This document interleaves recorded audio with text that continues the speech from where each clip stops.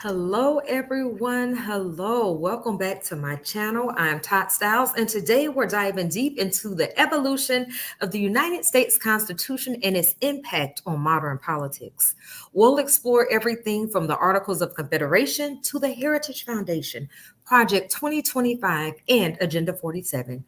Get ready for an engaging journey through American history and contemporary political strategies. Don't forget to like, subscribe, and hit the bell icon to stay updated with all of my latest videos. Let's go ahead and get started.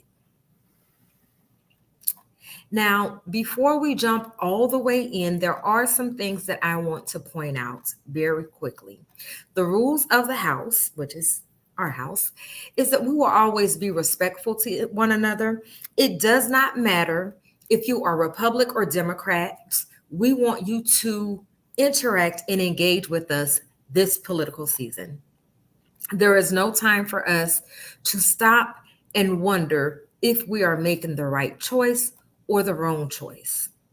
We must go to the polls educated so we can make the right decision from the very beginning before we cast our vote.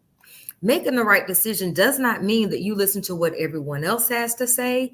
It means that you have went and researched and verified for yourself what you feel is the right choice for you to do when you cast your ballot. If you feel like all people don't matter, cast your ballot that way. But if you feel like all people matter, cast your ballot that way. There is more that is on the presidential election ballot than just the president. Research to verify what are the local things that are going to be on your ballot? What are the statewide items that are going to be on your ballot? What are the federal things that are going to be on your ballot outside of voting for the president? At current, we only have former President Donald Trump and current President Joe Biden running. Now, for me, I can tell you right now, I am not voting for President Trump because, in my opinion, he promotes a racial divide. Had he not promoted a racial divide, I think I probably would have voted for him, honestly, because I do feel that he does some really, really great things. But does that mean those great things have earned my vote? No. What canceled my vote for former President Trump, was the fact that he creates a racial divide. So let's go ahead and jump in by me explaining first to you what the Heritage Foundation is. The Heritage Foundation is a conservative think tank based in Washington, D.C., which was established in the most wonderful year of all, 1973, which is the year I was born. Its mission is to promote public policies based on principles of free enterprise, limited government, individual freedom, traditional American values, and a strong national defense. The foundation conducts research and analysis on a wide range of policy issues, including economics, healthcare, education, foreign policy, and national security. Heritage is influential in shaping conservative policy and legislation through its research, publications, and events. It is known for producing the Mandate for Leadership series, which has served as a policy blueprint for Republican administration since the Reagan era. The foundation also engages in advocacy and education efforts to advance its policy goals and influence public opinion. Its notable activities include publishing policy papers, hosting conferences and seminars, and providing testimony before Congress. Heritage research is often cited by policymakers, and it plays a significant role in the broader conservative movement in the United States. Now, as I read that, I had to ask myself, well, what are traditional American values? Traditional American values often refer to the principles and cultural norms that have historically been associated with the United States. These values have evolved over time, but generally include the following. One, individual freedom and responsibility. And we are all for individual freedom and responsibility. This is the belief in personal liberty where individuals have the freedom to pursue their own paths and are responsible for their actions. Equality. Hey, we all believe in equality. The principle that all individuals are created equal and should have equal opportunity to succeed regardless of their background. Democracy. Hey, we are all for democracy. That's a commitment to democratic governance, where the government is by the people and for the people, and citizens have the right to vote and participate in the political process. Rule of law. We are all for the rule of law. The belief in a system where laws are applied equally and fairly, ensuring justice and order in society. Free enterprise. Now, if you don't know what free enterprise is, that's the support for a market economy where businesses and individuals can operate with minimal government interference, fostering innovation and economic growth. I think we're all for that. Are you for that? I'm definitely for that. Patriotism. That's a sense of pride and loyalty to the country, its symbols, and its history. I am a proud American. Family and community. I think we can all stand up and say, hey, we are for family and community, right? That's the emphasis on the importance of family as the fundamental unit of society and the value of strong, cohesive communities. Religious freedoms. Well, according to the Heritage Foundation, religious freedom means the right to practice one's religion freely without government interference, reflecting the country's diverse religious landscape, which means that should stand for all religions, no matter what your religion may be. Hard work and self-reliance. That's the belief that success comes from hard work, determination, and self-discipline, often referred to as the American dream. And also for charity and volunteering, the tradition of giving back to the community through charitable acts and volunteerism. Now, these values are often celebrated in American culture and politics, though interpretations and emphasis on specific values can vary across different communities and political ideologies. And that's where we have to stop, take a step back and say, hold on, let's dig a little deeper. But in this case, we're going to dive a little deeper. So I wanted to know, how does their values correlate with the United States Constitution and America's role in the transatlantic slave trade? Simply because traditional American values did not include people that look like me. It did not include women, and it did not include Black people. It didn't include different types of nationalities. It did not include varying religious beliefs. So I just wanted to know, for me, and hopefully there's probably someone else out there that had this same question.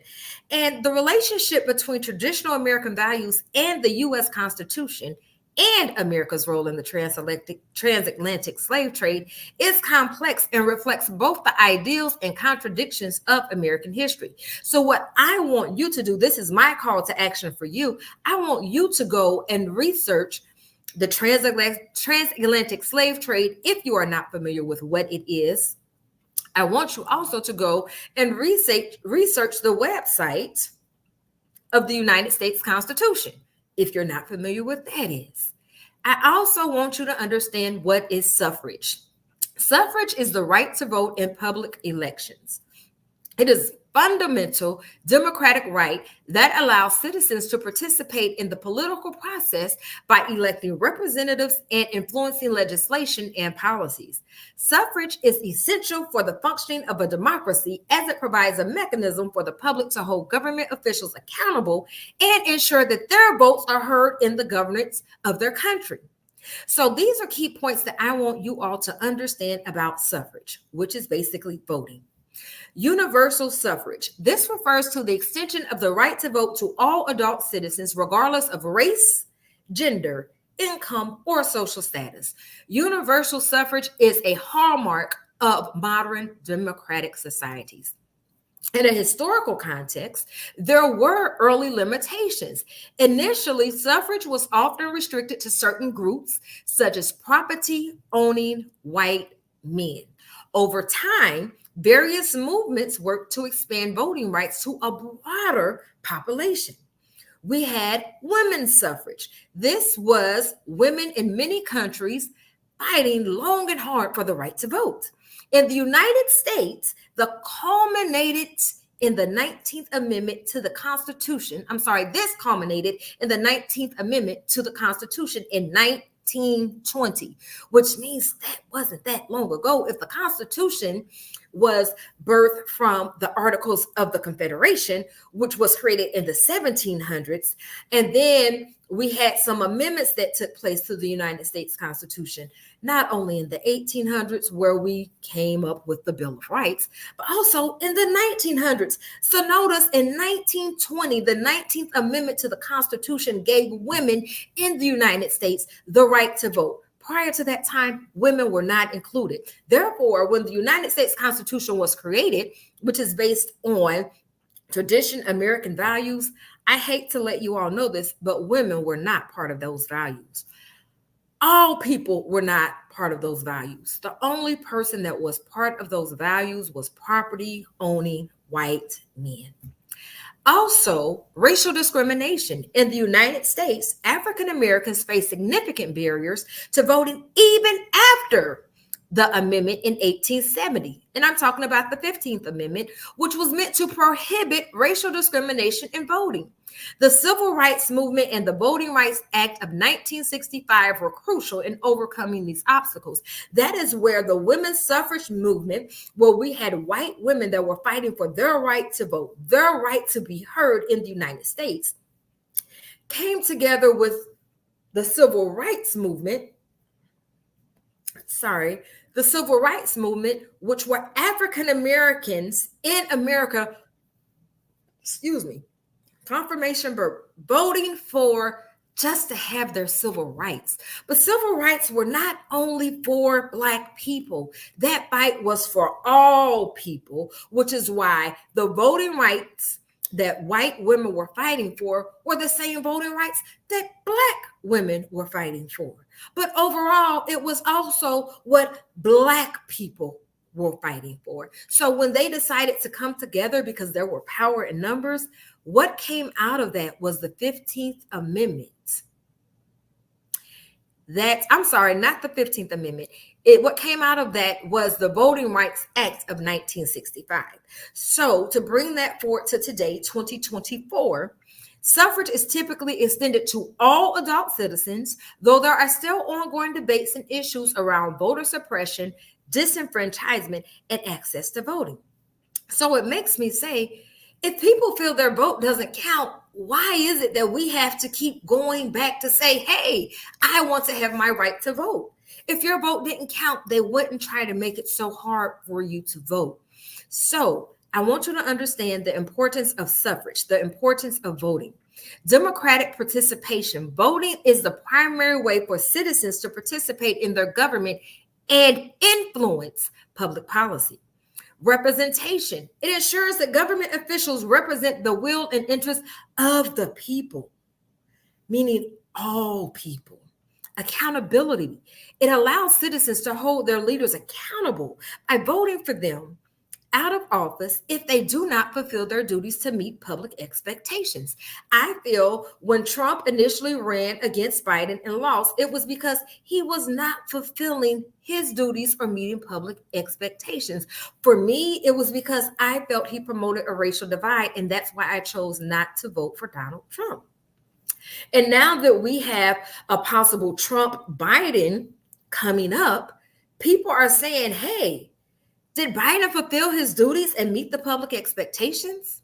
And some people were saying, hey, I'm just going to vote for Biden just to keep Trump out because he didn't do it the first time. And then legitimacy.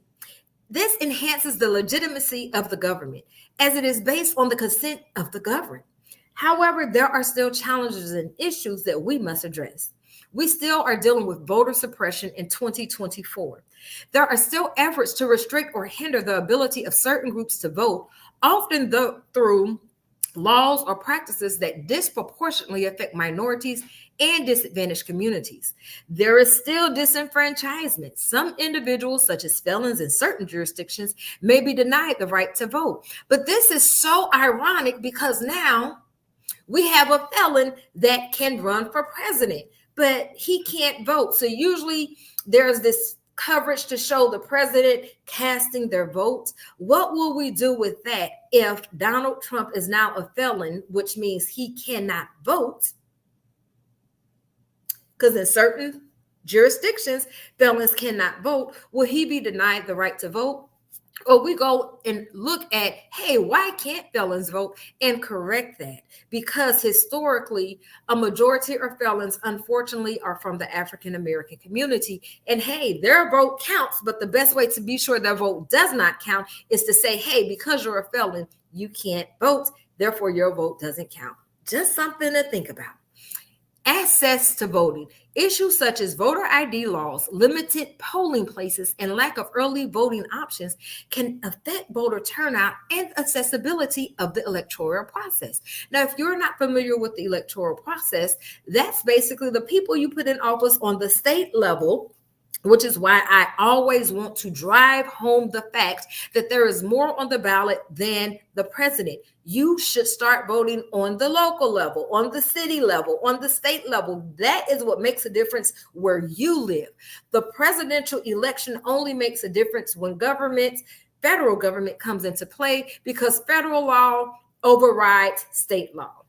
And just to put a play on words, federal law trumps state law.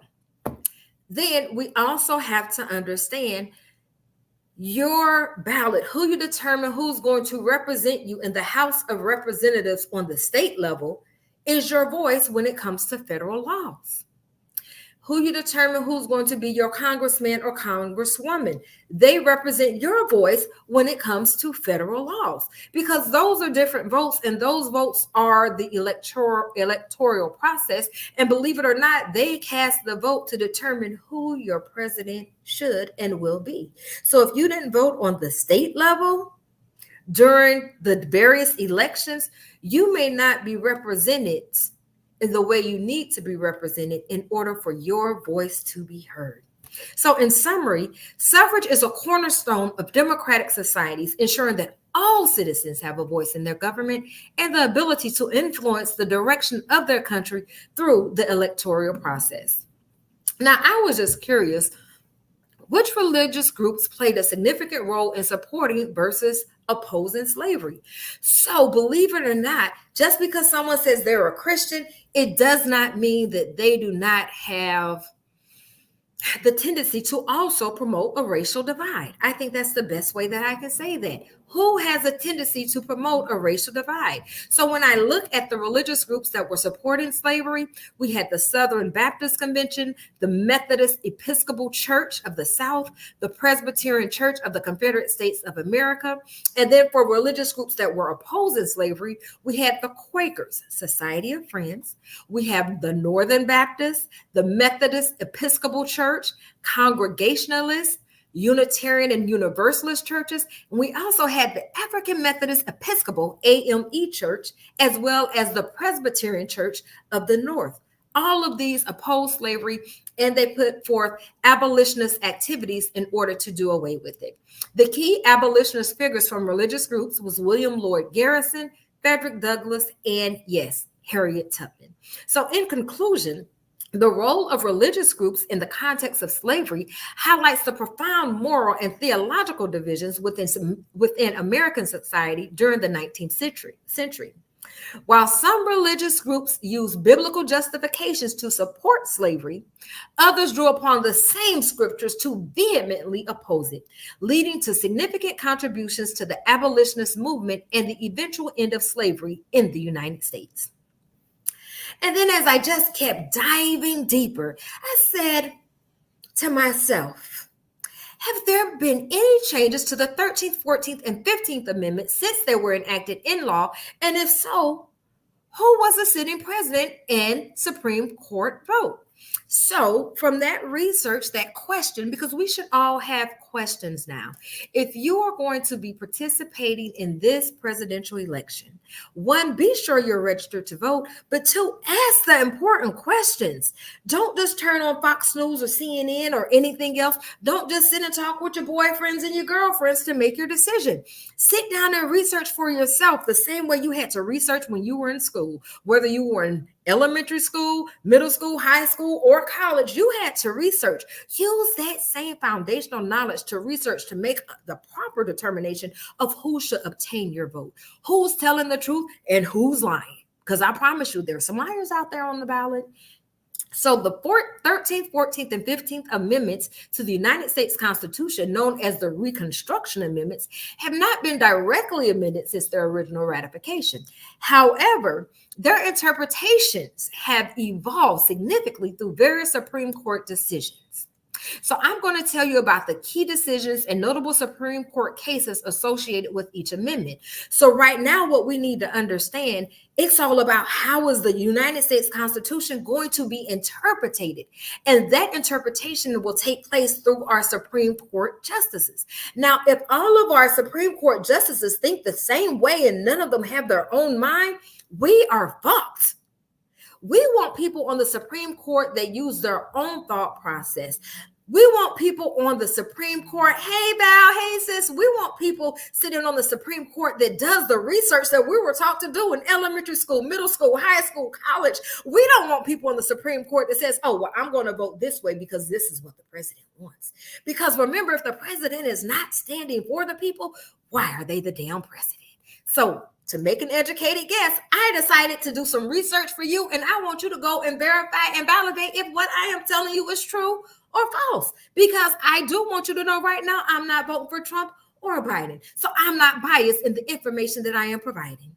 So the 13th Amendment, which was enacted on December 6th of 1865 under President Andrew Johnson, had to go through some interpretation. So here are the key Supreme Court cases. And I want you to pay attention to how this all played out, because I feel it makes a very huge difference in how we are looking at this current political environment in the United States of America. So the key Supreme Court cases of the 13th Amendment was civil rights cases in 1883. This limited the scope of the 13th Amendment by ruling that Congress could not prohibit racial discrimination by private individuals. So that basically meant, hey, the government cannot discriminate. But if you are a private entity, we ain't got nothing to do with what you're doing. Okay, I'm gonna break. That's my interpretation. Then we had Jones versus Alfred H. Mayer Company. This was in 1968. It held that the 13th Amendment authorizes Congress to eliminate all racial barriers to the acquisition of property. So you mean to tell me in 1968 there was discrimination for people that wanted to purchase property? But remember, when the United States Constitution was created, it was only for property owning white men. The thought process when all of these laws, the United States Constitution was created and put in place, the only person that was thought of was property owning white men. So if you were a woman, sorry, you were not included. If you were a white man, but you did not own property, sorry, hate to bust your bubble, baby, you were not included. And if you were black, well, baby, we knew we was not included, because in the 1800s, I think we were still in some chains. I think we were still running free. I think we were still saying, yes, I'm master. So we were not included. So let's be clear on that when we start talking about the United States Constitution. Go back to the mindset of the forefathers that created it, and who did they include and who did they not. So then we look at the 14th Amendment, and this was enacted July 9th of 1868 under President Andrew Johnson. Now, these were the key Supreme Court cases. Plessy versus Ferguson in 1896 upheld state laws requiring racial segregation under the separate but equal doctrine, which means, segregation was okay in the United States. For real? Yeah, for real. But then we had Brown versus the Board of Education in 1954, which overturned Plessy, declaring that state laws establishing separate public schools for Black and white students are unconstitutional. So again, it was based on the interpretation. So the interpretation in the 1800s was, oh, that's fine, because, we're not dealing with white men that own property. And when we made the Constitution, that's all we was considered with. So yeah, you're fine. You go ahead and do what you want to do. But in 1954, when the interpretations and the mindsets of the people in the United States changed, it was like, you know what? That ain't right, because you're giving all the white students all the good books and the good knowledge, and you're giving all the old knowledge to the black people. Therefore, they are like years behind. As things are changing, they don't get the information of the new change. They get the information of what's old. Therefore, they're operating on the wrong mindset. They're operating with the incorrect information. Now, to break this down for you to understand present state, if you went to college, you would have a course, and for that course, you had to buy a book. And that book would be the latest and greatest information.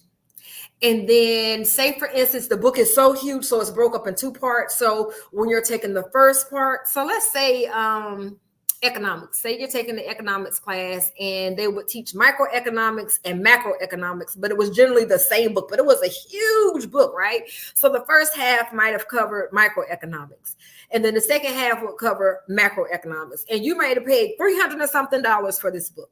And you're saying, okay, well, cool, because I get to use it for two classes. Well, guess what? A whole lot of stuff changed. So all of a sudden, when you get ready to take your economics 2 course, you need a new book, because the information in the book that you were using originally is now old and outdated. It's not valid information. So that's the book that, if you go back to correlate with what I'm talking about, separate but equal, that's the book that was given to the black schools. You have the information, even though it's old and outdated, you still have the information. And then the white schools would have the books that had the new good information, so they could make really good, sound decisions. So I think that's why black people always been behind. But hold on, it gets better. It's get better.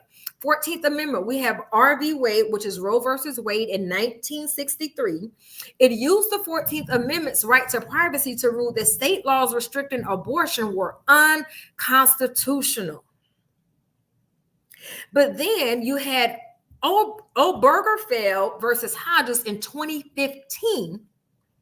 It held that the right to marry is guaranteed to same-sex couples under the 14th Amendment. So that means if you're a part of LGBTQ, y'all know the letters, I say LGBTQ, then you didn't even have the rights that you thought you should have under the United States Constitution.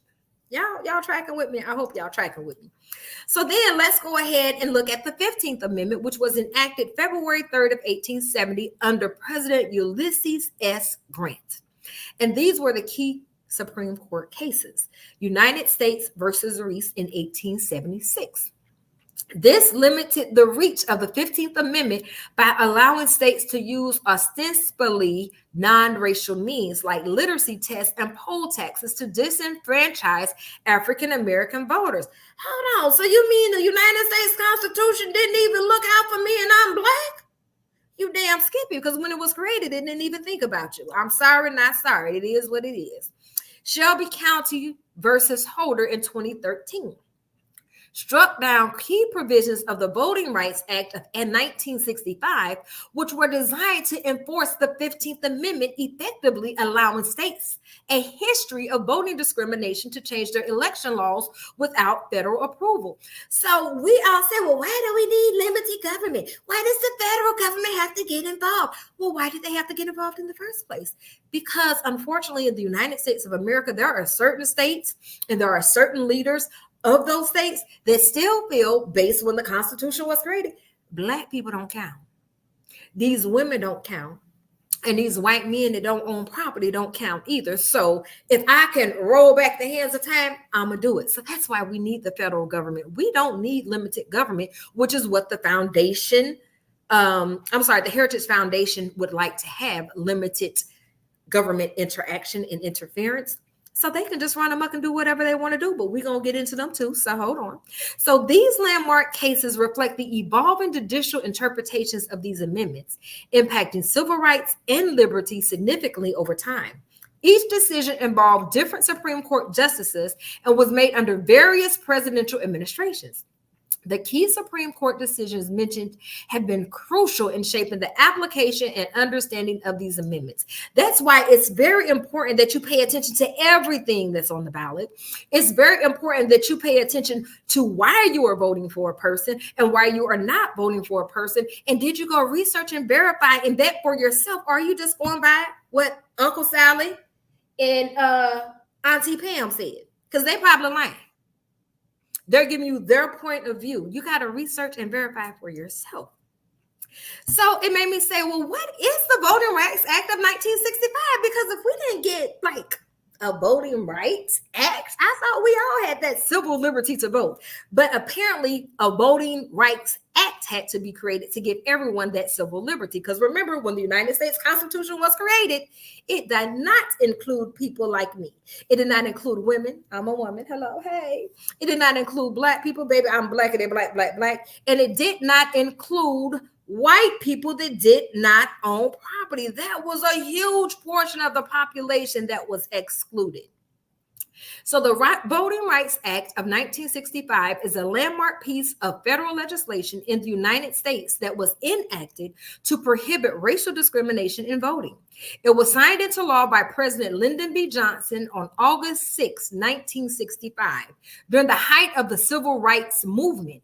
That act aimed to enforce the voting rights guaranteed by the 14th and 15th Amendments to the United States Constitution. So wait a minute.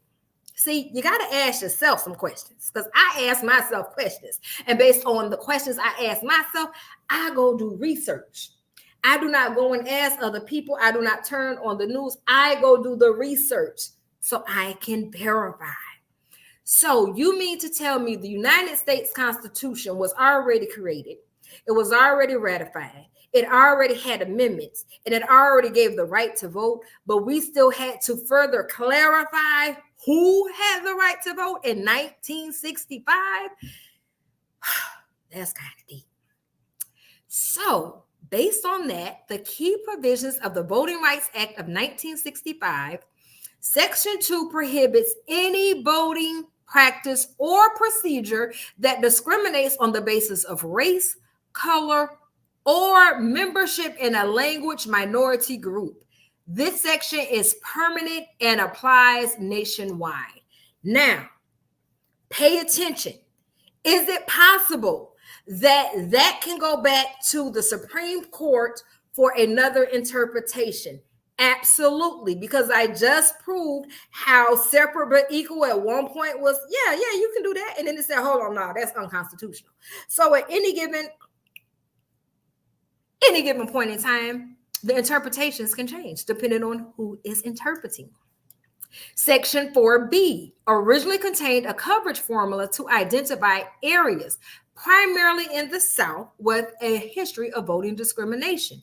These areas were subject to additional scrutiny and pre-clearance requirements. Now, I had to say, well, what is pre-clearance requirements? So as I researched, I was able to verify, they wanted to make some changes, but before they could make the changes, they had to go to the federal government for approval, because the federal government had to be sure they were not trying to discriminate or disenfranchise Black voters, because these were slave states, which now we want to say indentured servitude. But I disagree, because indentured servitude means that you came and you worked for a certain time frame and then you were provided your freedom. Slavery meant that you was never going to be free. Two different things, but now to make it politically correct, no one wants to say the word that starts with S, ends in Y. Everyone wants to say indentured servitude. They are not the same. Not the same. Then we had Section 5. Jurisdictions identified by the coverage formula in Section 4B to obtain federal approval or pre-clearance before making any changes to their voting laws or practices. This was intended to prevent discriminatory practices before they could be implemented. This is why we need federal law to always trump and stay on top of the next of the state law. Stay with me now, because we're going somewhere. Section 6 and 7 allowed for the appointment of federal examiners and observers to monitor elections and ensure compliance with the law. So you mean to tell me they had to send people out there to look and see? I'm looking at you. You better let them vote because I'm looking. Now that's pretty deep. It's like, look, I'm gonna put it in law, but because I know you're gonna do what you want to do anyway, because you feel like the federal law ain't got nothing to do with you, I'm gonna send some people to look at you to be sure that you're doing what I said you're supposed to do. It is what it is. What it is. It is what it is. And then there was Section 203, added by amendments in 1975. Hold on, you mean 2 years after I was born, they still had to go and get some more clarification? Yes, that's true. It requires jurisdictions with significant numbers of voters who are not proficient in English to provide bilingual ballots and other election materials. So you mean to tell me they was discriminating against people that were American, but not necessarily spoke the American language as well? Now, mind you, it did not say Spanish-speaking people.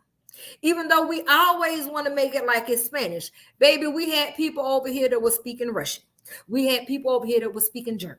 We had people over here that were speaking Zimbabwe. We had people speaking all kinds of languages. So that said, if they were not proficient in English, they had to provide bilingual ballots and other election materials. And that's only if there was a significant numbers of voters that did not speak English. So when we look at the impact and the legacy of the Voting Rights Act of 1965, it had a profound impact on increasing voter registration and participation among African Americans and other minority groups. It is considered one of the most effective pieces of civil rights legislation ever enacted in the United States. Its enforcement led to the dismantling of various discriminatory practices such as literacy tests, poll taxes, and other methods that had been used to disenfranchise minority voters. Now, there is a Supreme Court decision, Shelby County versus Holder in 2013. This decision invalidated the coverage formula in Section 4B of the Voting Rights Act, effectively rendering the pre-clearance requirement of Section 5 inoperative. Again, it's all going to be based upon interpretation of the Supreme Court justices, which is why it's important that we don't have everybody on the Supreme Court that thinks the same way.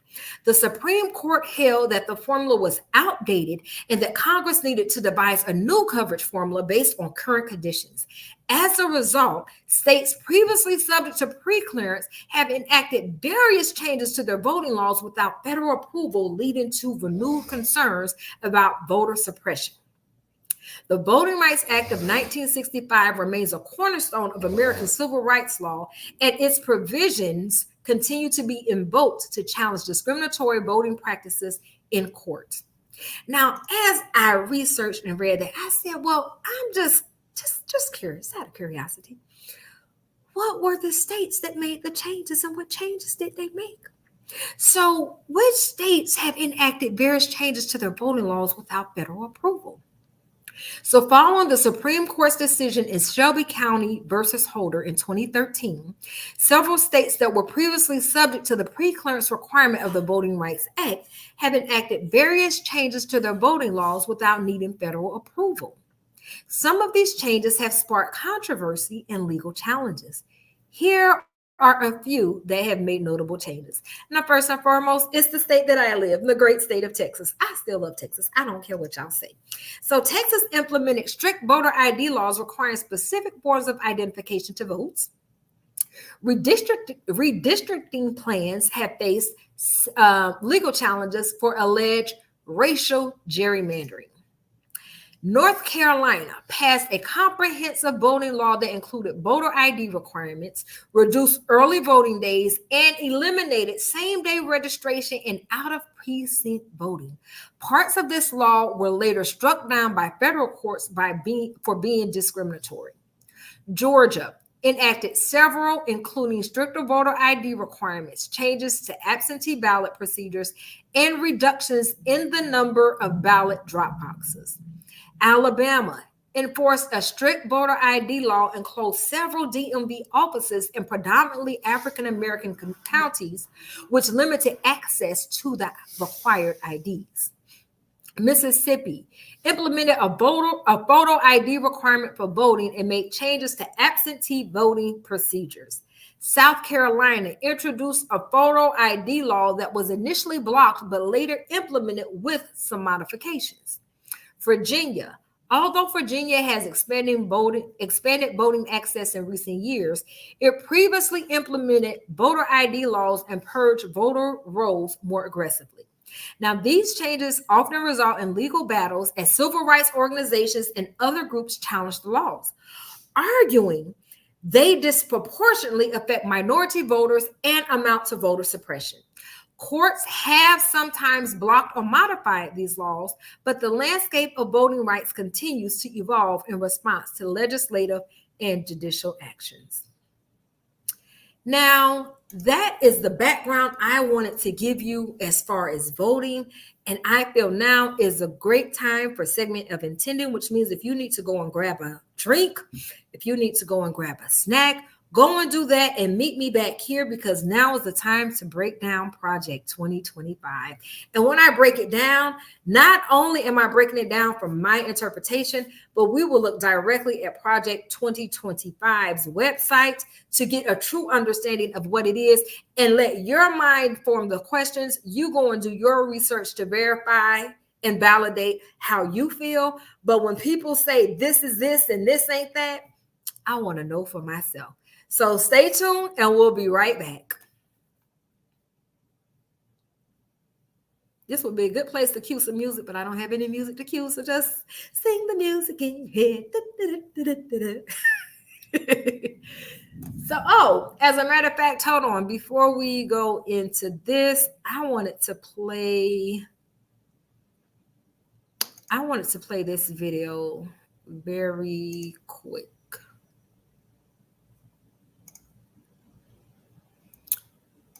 And I think this is the perfect segue.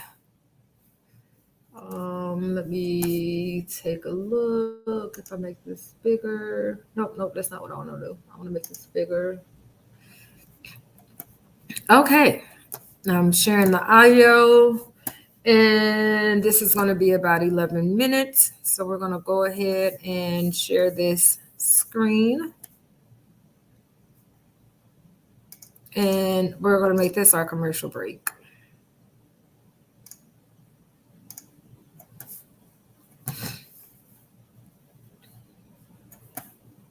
And you see it says Project 2025 leader hints bloodshed if the left won't comply.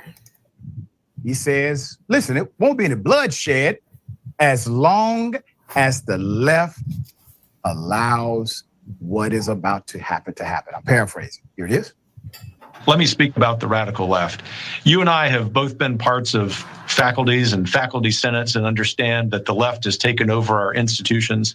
The reason that they are apoplectic right now, the reason that so many anchors on MSNBC, for example, are losing their minds daily is because our side is winning. And so I come full circle in this response and just want to encourage you with some substance that we are in the process of the Second American Revolution, which will remain bloodless if the left allows it to be. You heard it. Now, those on the Christian right, they've been saying things like this for a few years now. With millions watching, and many people benefiting from this program called Indisputable, we just need 1% of the viewers to become a paid member so we can continue to bring this content to you. Now back to the show. Put up the picture full mask. Let me explain who he is and why he is a Trumpite. The president of the Heritage Foundation on Tuesday declared that a new revolution is already underway in the U.S., appearing to warn liberals that violence could erupt if they tried to stop it. Kevin Roberts. Are you driving way less than you used to? Do you have a clean driving record? Are you over 25? Do you not have a DUI? Then you're likely paying too much for car insurance, and you can drop it to as low as $38 per month. I wish that I had done this sooner. I saved. Whose uber conservative think tank is behind the highly controversial Project 2025. We'll talk about that. It's a blueprint for the second Donald Trump presidency. Made the comment during an appearance on Real America's Voice quote, "We are in the process of the Second American Revolution, which will remain bloodless if the left allows it to be." Keep that picture up.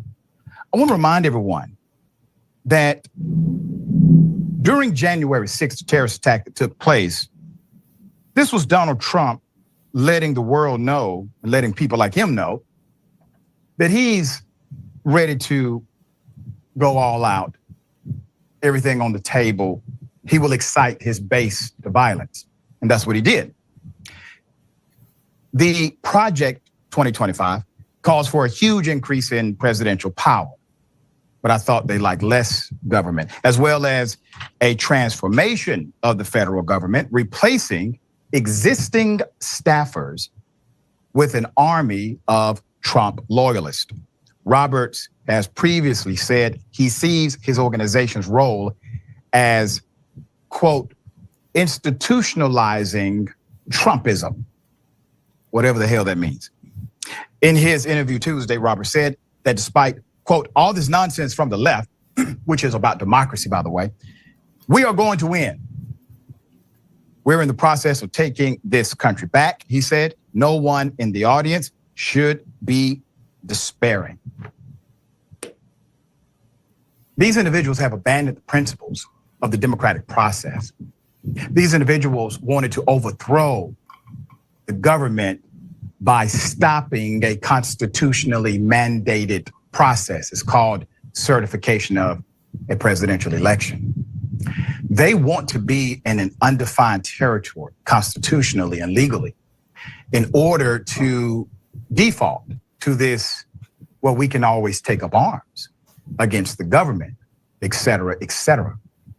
The reason why they have decided to abandon the principles of the Constitution, something they used to proclaim, is because they realize that the Constitution has become this growing document. And this growing document allows for rights, privileges, and freedoms if interpreted by good faith judges. So they changed the rules. Understand the Constitution sets the rules. So they're changing the rules. There's more. He also opined on the US Supreme Court's decision, a ruling granting president's immunity for official acts. He said it is vital, mentioning Alexander Hamilton's view of the importance of a, quote, vigorous executive. Roberts then turned his attention to the radical left, as he called it. Talk of bloodshed has been a disturbing theme running through conservative rhetoric during this election cycle. Trump sparked controversy in May, predicting a, quote, bloodbath for the country if he did not win in November. Later saying he was only referring to the auto industry. The Republican National Committee launched a Biden bloodbath website the following month amid the unusually high interest in the word. So in April, Trump was posed the question if he thought there would be political violence if he loses in November. Now, before I continue that, understand the questions have now changed. Donald Trump gets questions about, will you call for violence against citizens if you don't win? The question used to be, sir, will you just concede that you lost the election? Will you just admit that you did not win? Will you pick up the phone and call your opponent and say, job well done? Those questions are no more. Now the journalists and mainstream media are asking the man who is the de facto Republican nominee for president, former president of the United States, sir, if you don't win, are you going to commit treason like you did before? Because the question is only relevant because of his actions at the end of his presidency prior. There's more. So Axios reported that Trump allies are already pre-screening thousands of potential employees. Remember, they're trying to overthrow all federal employees at one time through executive action. Potential employees and appointees by political ideology first. This is the concept of people like Hitler and others. Political ideology has to be primary. And they're checking to see if would-be candidates are loyal to Trump, a man who's really barely that. While most of the public attention has been focused on the plans to restructure the government, the blueprint also revives a failed push to add a citizen question to the census. Let me explain that, because I saw some of the rhetoric on social media saying, well, that's not a big deal. Why is that an issue? I agree with that. That question, number one, stops a whole lot of folk from answering the census. Why is that a problem in your community? Because tax dollars are reallocated back to those regions based on pure population. And if your population is undercounted, that means that you have less money in the pot and a whole lot more hands that need it. And so you do not create opportunity for individuals to not feel safe answering the census. So you get an accurate count, which would ask for the US citizenship status of every person living in every household in America. This was first posed by Trump in 2019 before it was later shot down by the US Supreme Court for being, quote, implausible and legally inadequate. They're just going to bypass the court's decision.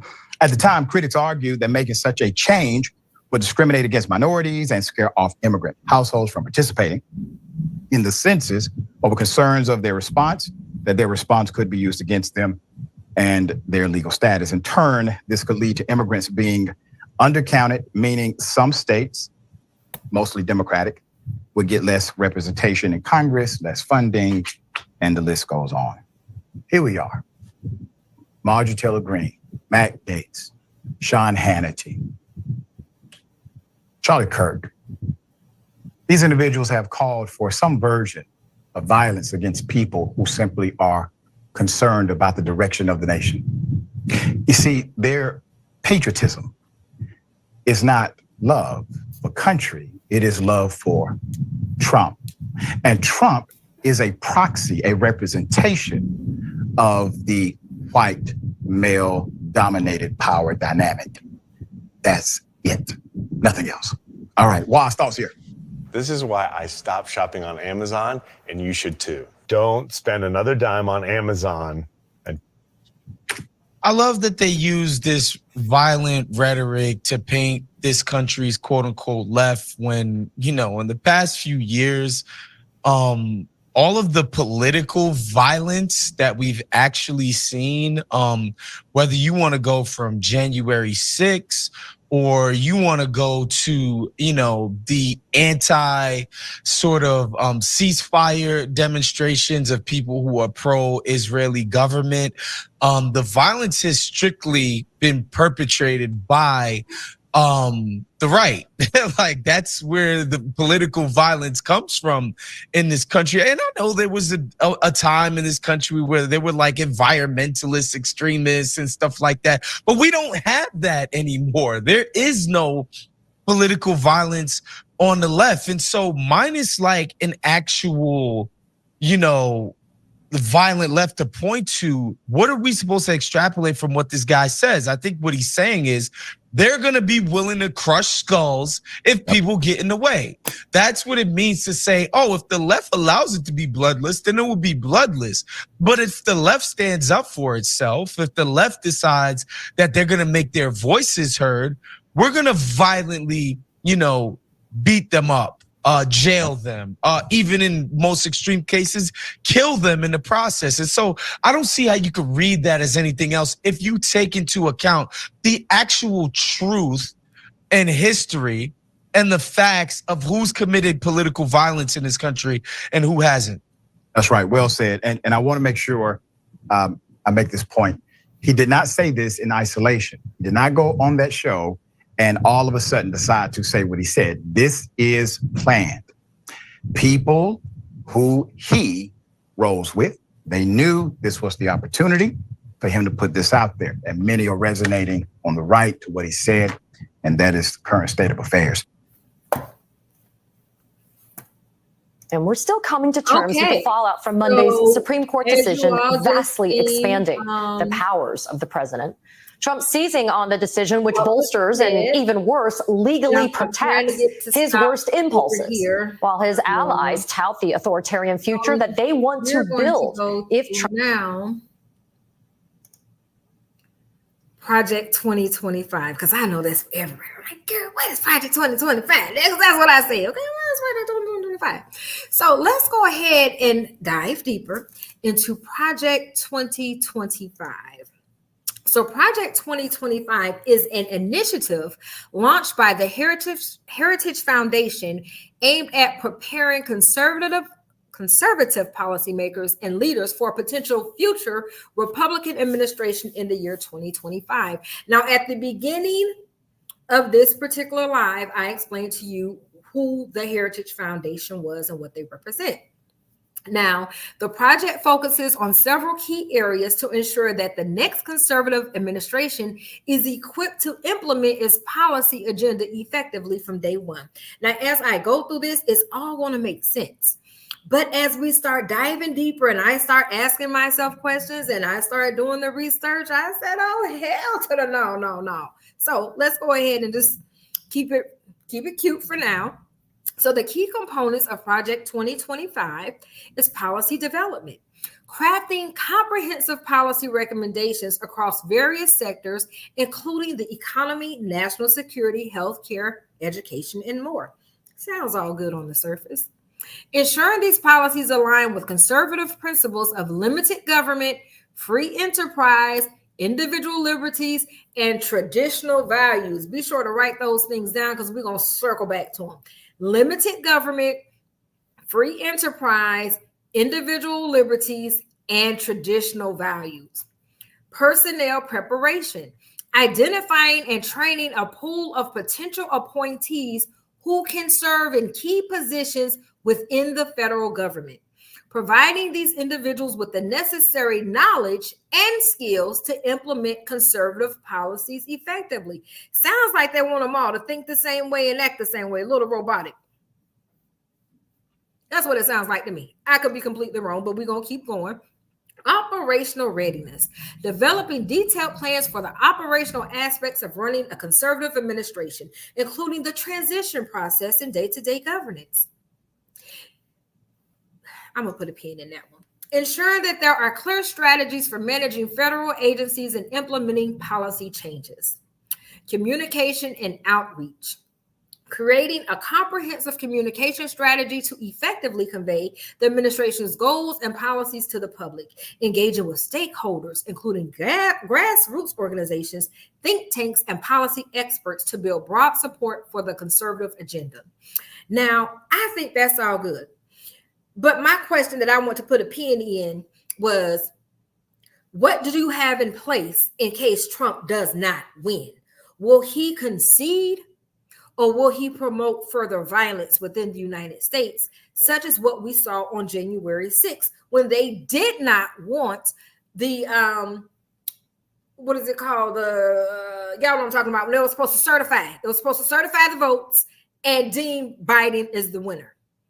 That was the whole purpose of the insurrection. And I do believe if they could have overthrown the American government in that point in time, they would have. That's my thoughts. Okay. That's my opinion. Opinions and facts are two different things. So what are the goals of Project 2025? To ensure that a potential Republican administration is not only ideologically prepared, but also operationally ready to govern effectively from the start. To promote a cohesive and unified conservative policy agenda that can be implemented efficiently and effectively. To build a robust infrastructure for conservative governance that can withstand the challenges of modern political and administrative environments. That entire sentence makes me say, dive deeper into it. And I'm going to break down this one sentence and how my mind thinks and why I ask questions and research. So to build a robust infrastructure, when people think infrastructure, they automatically think And I think this is a play on words. But when you hear infrastructure, you automatically think about, okay, our roads, our transportation. You think things like that, like, okay, our building, like is the infrastructure of America good?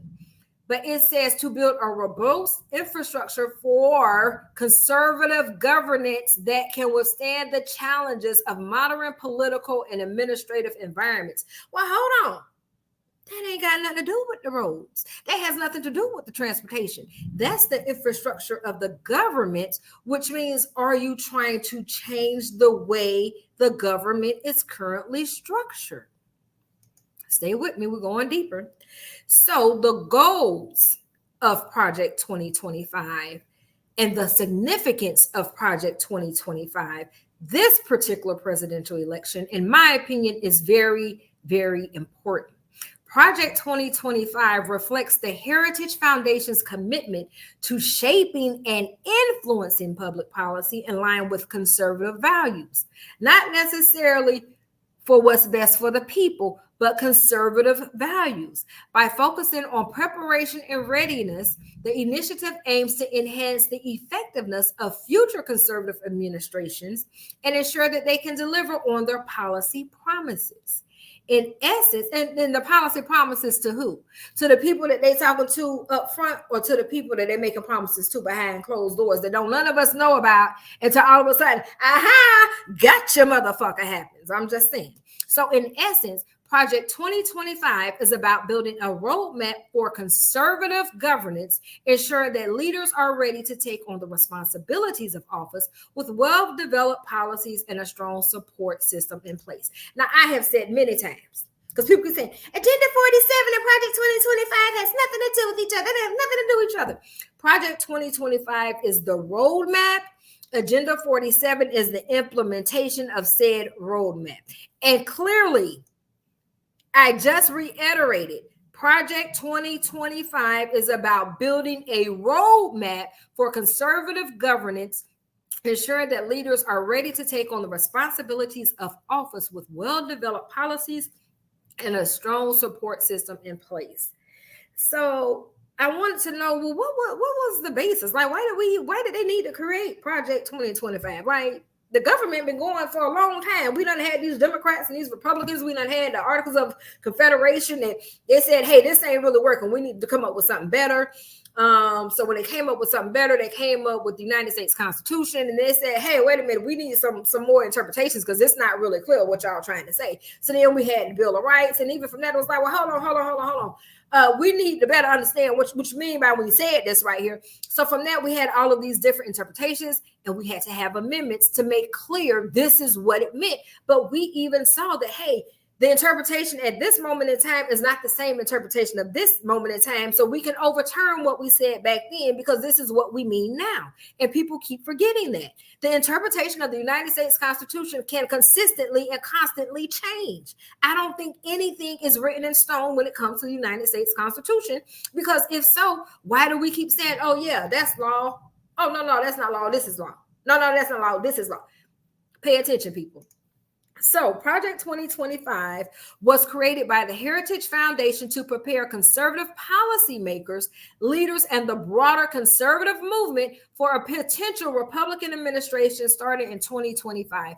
Nowhere in here did it say to help the American people. So the basis for creating this initiative involves several key motivations. And I'm not going to go really deep into this because we are going to momentarily turn over and actually read from the website of Project 2025. And I'm going to give you my interpretation. You'll get your interpretation. You'll have your questions and you'll do research on your questions. I'm going to have my questions and I'm going to do research on my questions. That's how this is going to roll. And this might end up being like a 3-hour live.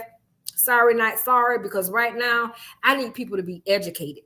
I don't need people to say, well, I don't like her, so I'm going to vote for her. And I don't like him, so I'm going to vote for him. Like, that is not the time for this. Now is the time to go to the polls educated and informed once and for all, because there's more on the ballot than the president's. You have different things that are going to take place in different states. You have things that are going to take place on different local levels. You have things that are going to take place in different cities.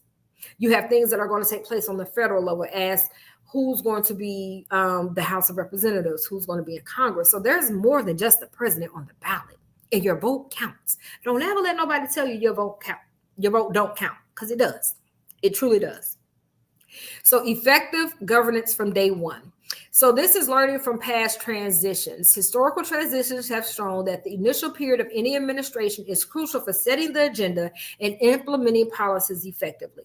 Project 2025 aims to ensure that a future conservative administration is fully prepared to govern from day one, avoiding the typical delays and missteps that can occur during the transition period. Now, my interpretation of that is that, hey, we know what we want to do within our first 90 days in office, and we need to go in with the plan. And I think that's why when Trump went in office the first time, his first order of business was what, people?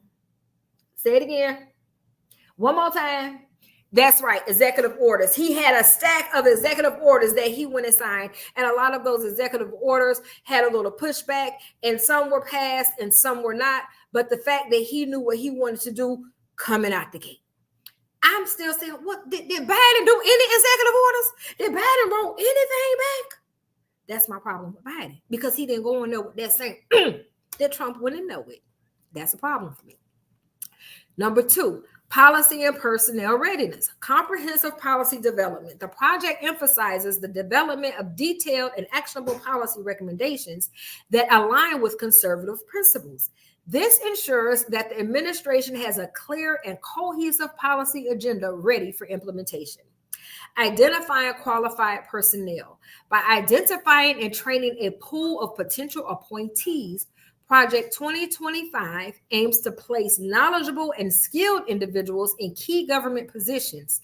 This readiness helps to ensure that policies can be executed effectively and efficiently. Operational planning. Transition planning. Effective transition planning is critical for any incoming administration. Project 2025 focuses on creating detailed plans for the transition process, including strategies for managing federal agencies and implementing policy changes. Administrative efficiency. The project aims to streamline administrative processes to enhance the overall efficiency of government operations under a conservative administration. Unified conservative agenda. Cohesive policy agenda. By fostering collaboration among various conservative organizations, think tanks, and policymakers, Project 2025 seeks to create a unified and cohesive policy agenda. This unity helps to strengthen the overall impact of conservative governance. Now, this makes me say, so who's running the government? Is it the person that we put in office, or is it the Heritage Foundation? Now, I don't know if y'all had that question, but I got that question. Who is really running the government? At this point in time, I say, hey, if Trump wins, it's really not Trump, it's the Heritage Foundation. Broad support and engagement. Engaging with stakeholders and building broad support within the conservative movement ensures that the administration's policies have a strong foundation and backing. Responding to political and social dynamics. Adapting to current challenges, the political and social landscape is constantly evolving. Project 2025 aims to address contemporary challenges and opportunities by developing policies that are relevant and responsive to current issues. Building on conservative principles. The project is rooted in core conservative values such as limited government, free enterprise, individual liberties, and traditional American values. By building on these principles, Project 2025 seeks to create a governance model that resonates with the conservative base. Well, what is the conservative base? What is it really? Beside Mitch McConnell, I'm just saying. Influencing future leadership. Leadership development, training, and preparing future conservative leaders is a key component of Project 2025.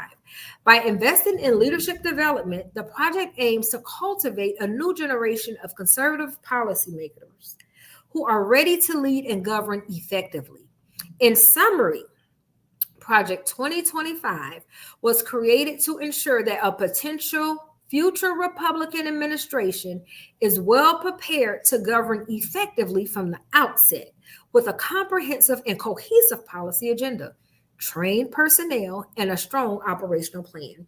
The initiative reflects the Heritage Foundation's commitment to advancing conservative governance and addressing contemporary political and social challenges. So the question that I want you all to do the homework, because now we're going to go ahead and look at their website. How does Project 2025 align with the United States Constitution? But not only that, how does Project 2025 contradict the United States Constitution? And I think that's where a lot of people fail and stop in their research. What are the contradictions? Stop looking to see where it all aligns. Also look, where does it contradict? Because those contradictions, those are where the questions should come from, not from the alignment, but from the contradictions. So in essence, Project 2025, there's a promotion of limited government. There's protection of individual liberties. There's free enterprise and economic liberty. There's checks and balances. There's federalism. There's judicial order originalism. There's promotion of civic virtue and participation. There's upholding the rule of law.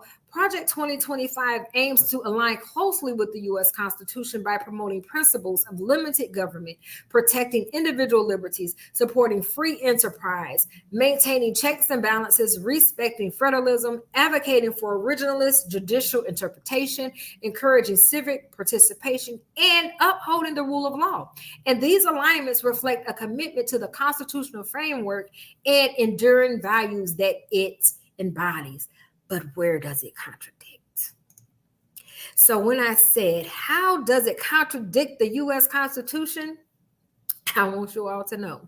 While Project 2025 aims to align with the principles of the U.S. Constitution, critics might argue that certain aspects of its agenda could potentially contradict constitutional principles or interpretations. And here are a few that pose potential contention. Federal versus state powers. The contradiction is that critics are arguing the efforts to limit federal oversight in areas like civil rights, voting rights, and environmental regulations could undermine the federal government's ability to enforce constitutional protections. So the constitutional basis is the supremacy clause, which is in Article 6, that establishes that federal law takes precedent over state law and the federal government has a role in protecting individual rights. That is our 14th Amendment. All of that is part of the 14th Amendment. So it could be possible that the role of Project 2025 is to roll back a lot of those interpretations of the 14th Amendment. And we know that can take place. Then individual liberties and equal protection. The potential contradiction is that policies that appear to discriminate against certain groups, such as those based on race, gender, or sexual orientation, could be seen as violating the Equal Protection Clause of the 14th Amendment. The constitutional basis, again, the 14th Amendment requires that all individuals be given equal protection under the law, which has been interpreted to prohibit discrimination. Voting rights, the potential contradiction. Efforts to implement strict voter ID laws limit mail-in voting or reduce early voting periods may be seen as infringing on the rights to vote and could disproportionately affect minority and disadvantaged communities. And that constitutional basis is the 15th Amendment, which prohibits denying the right to vote based on race, and the Voting Rights Act of 1965 was enacted to enforce this principle. So again, Project 2025 does not necessarily completely line up with the United States Constitution because it has a lot of things that it is planning to implement that contradicts the United States Constitution, including judicial independence. This potential contradiction is advocating for the appointment of judges based solely on their adherence to originalism could be seen as compromising judicial independence and leading to decisions that do not reflect contemporary understandings of right and liberties. And that constitutional basis is the judiciary is an independent branch of government, Article 3, and must interpret the Constitution free from political pressure. But it sounds like if Trump goes in office, who's really running the United States of America is the Heritage Foundation. And the Heritage Foundation is the one that's going to have a say in who become these Supreme Court justices. And if they have a say, they want those justices to think like them. They want them to be their think tank. So separation of church and state. This is another huge one. Potential The potential contradiction is that policies that heavily integrate religious beliefs into public policy could be seen as violating the establishment clause of the First Amendment, which prohibits the government from establishing a religion. In this constitutional basis, the First Amendment ensures the separation of church and state, maintaining religious neutrality in government affairs. And someone made a statement of Christian nationalists, which is a new term that I have never heard before. I've heard of Christians and I've heard of nationalists, but I've never heard of Christian nationalists. But remember, we went through and we pointed out people that were religious that were pro-slavery, and we had people that were religious that were totally against slavery. So I don't think religion should have anything to do with law. And that is why we have the separation of church and state, because then it becomes, well, you don't practice my religion, so I'm right and you're wrong. That is why we have that separation. Freedom of speech and assembly. Potential contradiction is efforts to curtail protest or limit the expression of dissenting views, particularly in public spaces, could be seen as infringing on First Amendment rights. They consistently, when I say they, I'm meaning government that does not agree, when Black folk come together to protest, and it's peaceful protest, it's a problem. Baby, you put 5 of us together, they calling in the National Guard. But we've seen these protests that were taking place, the Palestinian protest, if I'm not mistaken, and it was all of these college students, but the majority of them are white. We did not see the National Guard disperse the same way we did when we had a lot of these Black Lives Matter protests that were going on. And this is because someone was unalived without going through the due process of law. It was like the person that decided to unalive them decided that I am the judge and the jury, and this is your verdict. That's all I'm going to say on that. So the efforts to curtail protests, to limit the expression of dissenting views, particularly in public spaces, could be seen as infringing on First Amendment rights. The constitutional basis, the First Amendment protects the rights of free speech, peaceful assembly, and petitioning the government for redress of grievances.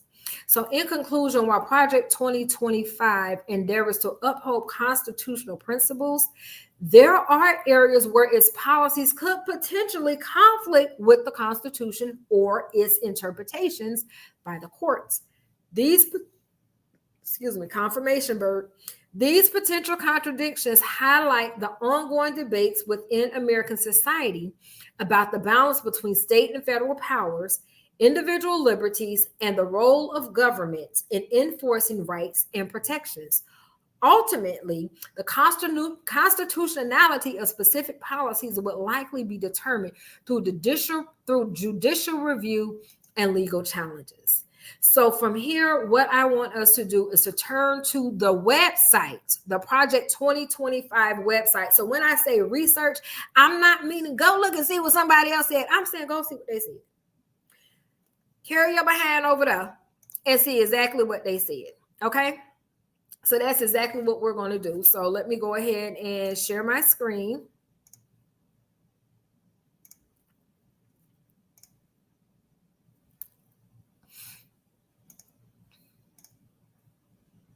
Okay, so you guys can see my screen here. You see me right here. Hey, y'all, hey. So it says right here, building now for a conservative victory through policy, personnel, and training. They even have, if you want to receive updates on how to get involved, you can put in your email here and do submit. It says, it is not enough for conservatives to win elections. If we are going to rescue the country from the grip of the radical left, we need both a governing agenda and the right people in place ready to carry this agenda out on day one of the next conservative administration. This is the goal of the 2025 Presidential Transition Project. The project will build on 4 pillars that will collectively pave the way for an effective conservative administration. So more about Project 2025. Of course, we want to know more about Project 2025. That's the whole purpose of this. We need to know, understand. Like, okay, tell me a little bit more. So, about Project 2025, building now for a conservative victory through policy, personnel, and training. The actions of liberal politicians in Washington have created a desperate need and unique opportunity for conservatives to start undoing the damage the left has wrought and build a better country for all Americans in 2025. So first and foremost, my question is, okay, well, what damage did the left do? See, when people just say stuff, don't take it as if it's true. Ask yourself, well, what did they do that was so detrimental to the American people? Now, when I think about when Donald Trump was president, because apparently he must be on the right and I'm on the left. So him on the right side, we can always start with the insurrection of January 6th, that he told him to go over there and he was coming. We can start with that. We can start with what happened in South Carolina, and when they asked him about it, he said, oh, they're all great people. But anytime something happened where it was like a push for equality, horrible people. Okay, sis, thank you. I'm going to talk to you later. So we're going to just keep on reading this, but I want you all to do your homework to go and find out, well, what did the left do that was so right? And what did the right do that was so right? And what did the left do that was so wrong? And what did the right do that was so wrong? I am not going to interject my opinions here, because this is where you should do your research to form your own opinion.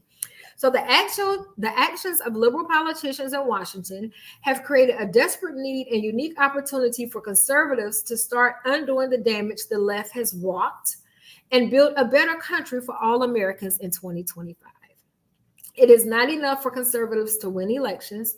If we're going to rescue the country from the grip of the radical left, we need both a governing agenda and the right people in place ready to carry this agenda out on day one of the next conservative administration.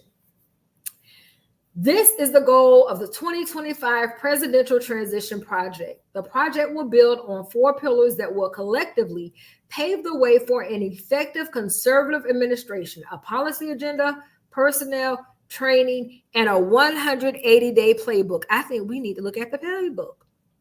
The project is the effort of a broad coalition of conservative organizations that will come together to ensure a successful administration begins in January 2025 with the right conservative policy recommendations and properly vetted and trained personnel to implement them. We will take back our government. What are you taking your government back from? The last time I checked, the government is comprised of the Democratic Party and the Republican Party. So what are you taking it back from? Because it will always be Democrats and Republicans running the government. It will never be 100% Republicans. It will never be 100% Democrats. The 2025 Presidential Transition Project is being organized by the Heritage Foundation and builds off Heritage's long-standing mandate for leadership, which has been highly influential for presidential administrations since the Reagan era. Most recently, the Trump administration relied heavily on Heritage's mandate for policy guidance, embracing nearly 2/3 of Heritage's proposals within just 1 year in office. Now, y'all heard me when I said I don't feel like Trump will be running the government. I feel the Heritage Foundation will be running the government. And clearly it said right here, most recently, the Trump administration relied heavily on Heritage's mandate for policy guidance, embracing nearly 2/3 of Heritage's proposals within just 1 year in office. Paul Dance, former Chief of Staff of the Office of Personnel Management, OPM, during the Trump administration, serves as the director of the 2025 Presidential Transition Project. Spencer Sheraton, former special assistant to the president and associate director of presidential personnel, serves as associate director of the project. Now, it did not tell us who is Troop Hemingway.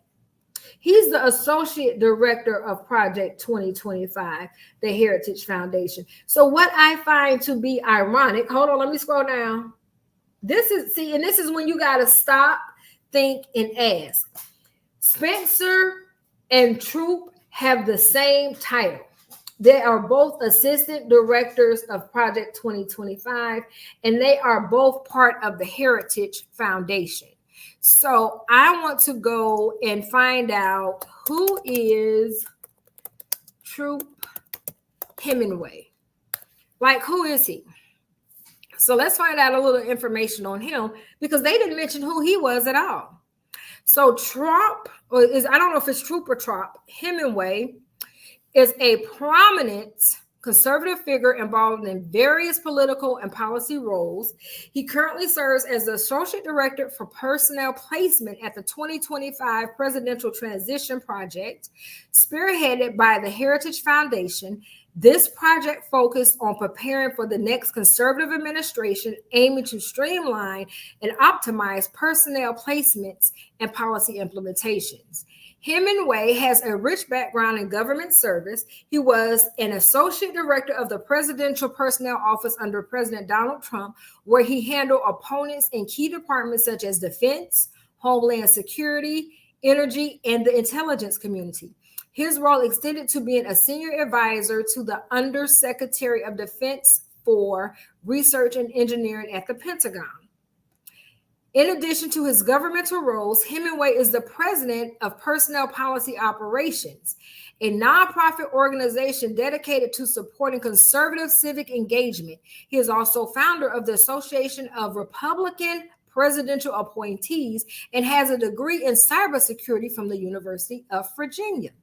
Hemingway's involvement in conservative policy and personnel operations highlights his commitment to shaping and supporting conservative governance and de-risking civic engagement for conservatives.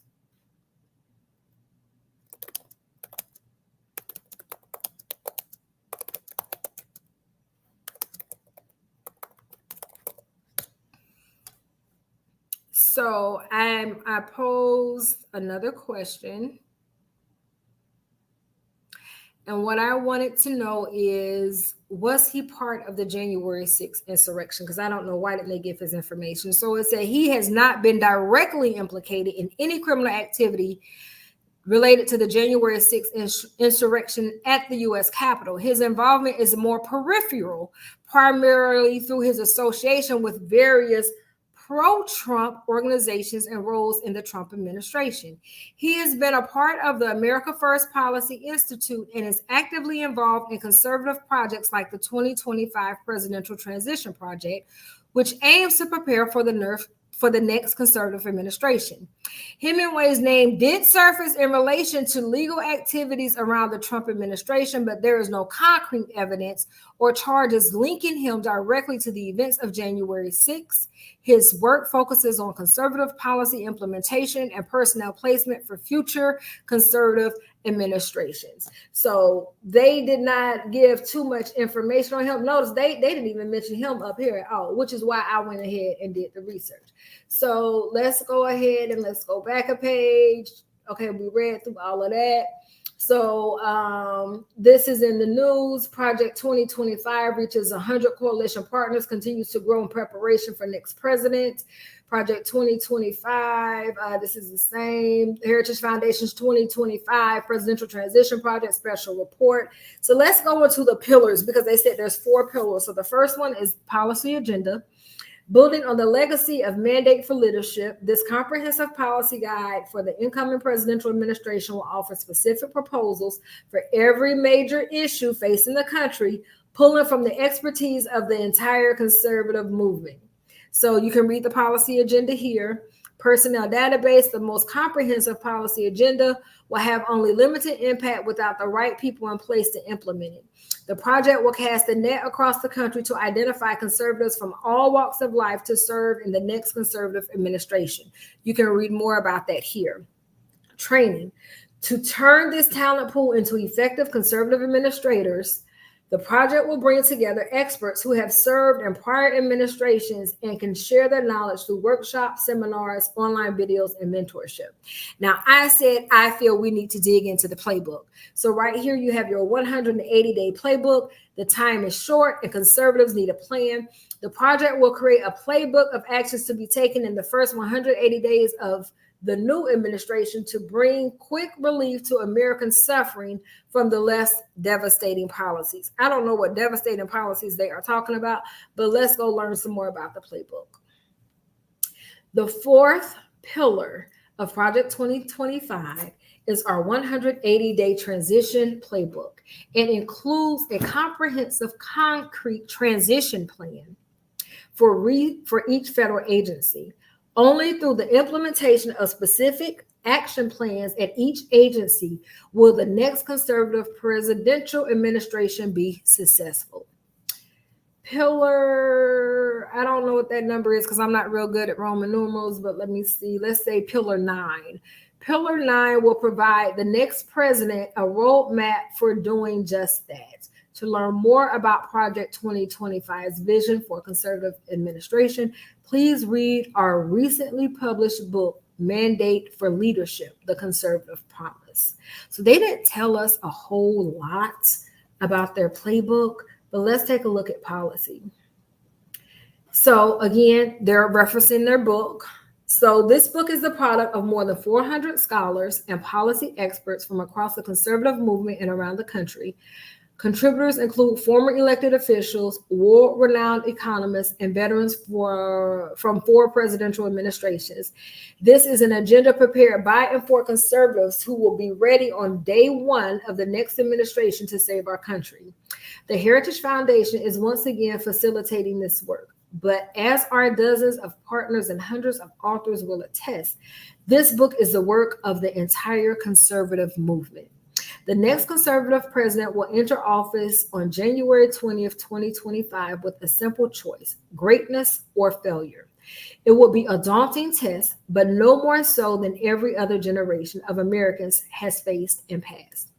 The conservative promise represents the best effort of the conservative movement in 2023 and the next conservative president's last opportunity to save our republic. Well, why are they saying it's the last? Why is it the last opportunity? Why is it the last opportunity? So now we have the table of contents here. We have the forward, a promise to America, taking the reins of government, White House office, executive office of the President of the United States, central personal agencies managing the bureaucracy, the common defense. We have the general welfare, Department of Agriculture, Department of Education, Department of Energy. And what's coming to my mind, if you ever want to hide something from people, put it in a book. Put it in a book. The economy, Department of Commerce, Treasury, Export, Import Bank, Federal Reserve, Small Business Administration, independent regulatory agencies. And then there's the afterword. But I want to know, just from reading this, what is the conservative promise? That's what I want to know. So let's do a little research.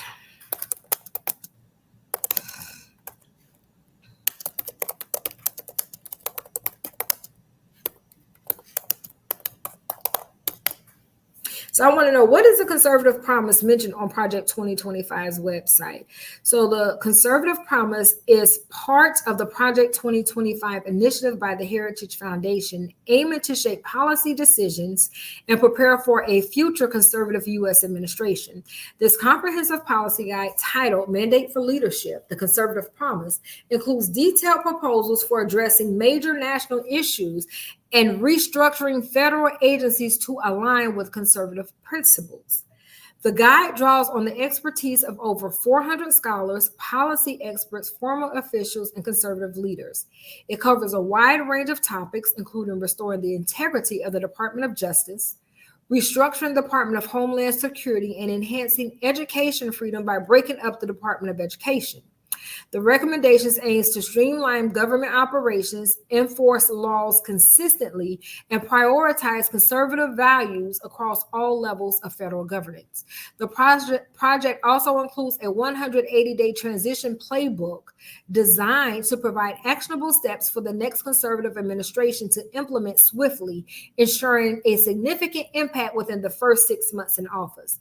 This playbook is part of a broader strategy that encompasses a detailed policy agenda, a personnel database, and a training academy for future administration officials. So I want to know,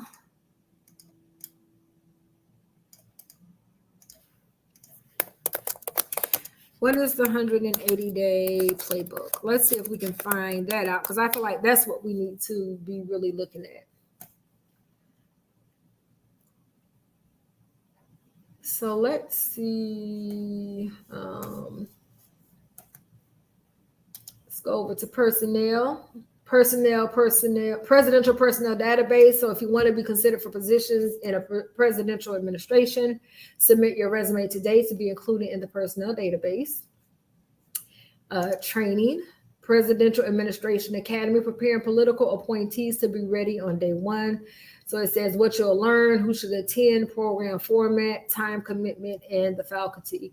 So you will be, if you are a former political appointee or you're exploring appointed service for the first time, there's something for you to learn. The Presidential Administration Academy covers topics ranging from how to identify appointee positions for which you qualify, to navigating the necessary background and security clearance process, to recognizing and addressing the dangers of the administrative state.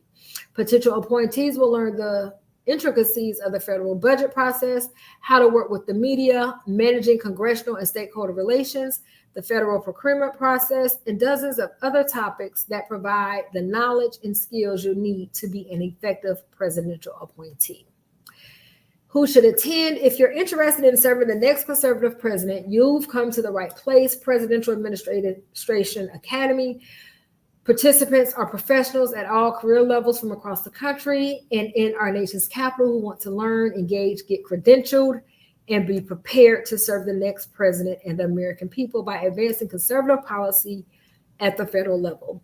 Applicants ranging from new college grads to experienced professionals in all career fields are encouraged to apply. We also welcome those that have not previously served in an administration, as well as those who are former appointees. So program formats is going to be fully online. Participants can take courses on demand. As the presidential election approaches, additional online courses will be added and in-person training sessions will be available. Intense instruction tailored for high-level positions will be in person.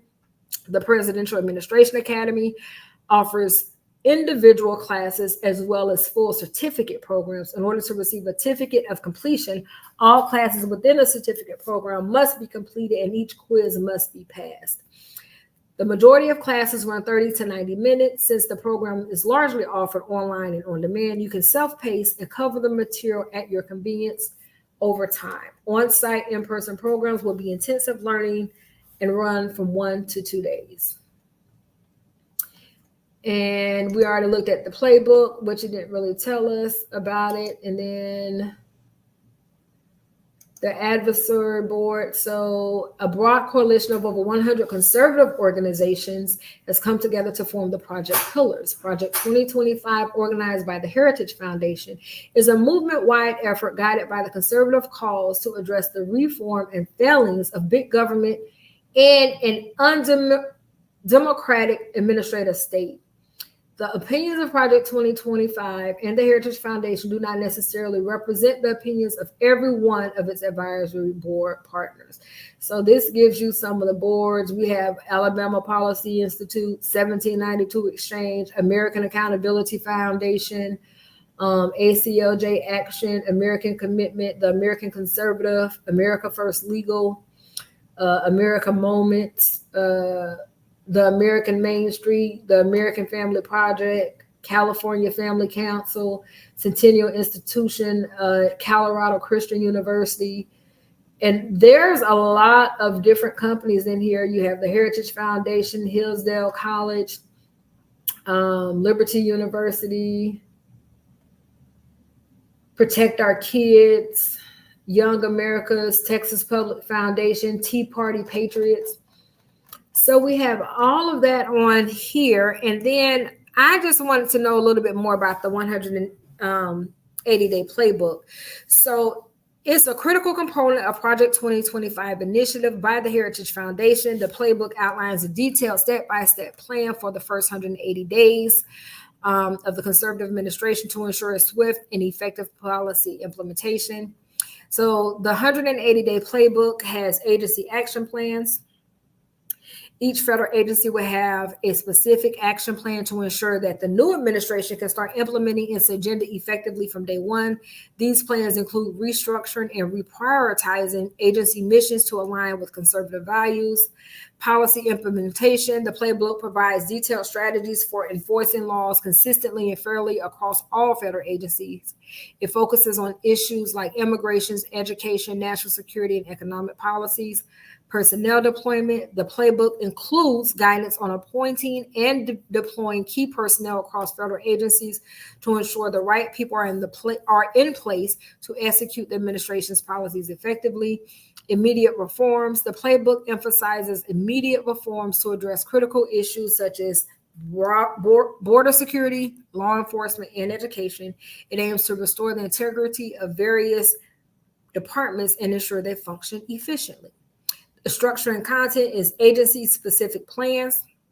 Each agency's action plan includes restructuring efforts, priority shifts, and specific policy implementations tailored to that agency's role and responsibilities. Policy proposals, concrete proposals for addressing major national issues, drawn from the expertise of hundreds of conservative scholars and policy experts. Strategic goals. The playbook outlines strategic goals to deconstruct what they view as the administrative state and return power to the people. The 180-day playbook is part of a broader framework provided by Project 2025, which also includes a comprehensive policy agenda, a presidential personnel database, and a presidential administration academy aimed at training future administration officials. So that told us a lot about Project 2025. So I think I'm going to try to segue from Project 2025 because I think now's a good time for us to really step in and understand what exactly is Agenda 47. Right now, in my opinion, and I can only give my opinion on Project 2025's website, it's very vague unless you dive in and read the book. And let's look at some of this stuff in the book. Because I think we're doing good on time. So let's try to look at some of the stuff that's actually in the playbook.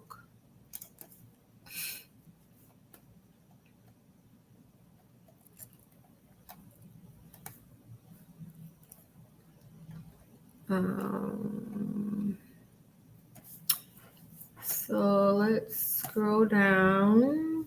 And this is the actual book.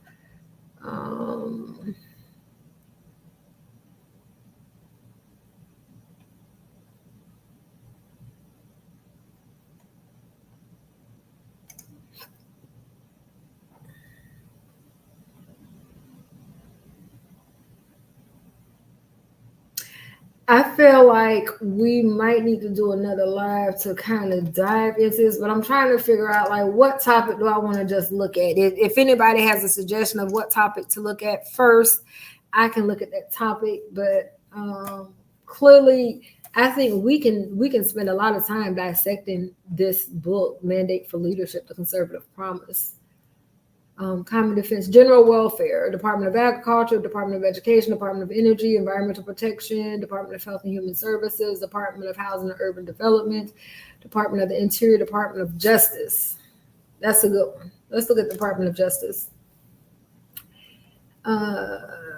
So the weight of the publicly available evidence indicates that there are many reasons for this lack of trust. So because that's the first sentence I read. Oh, hold on. Looks like I need to share my screen with you all again here. Hold on, let me share my screen.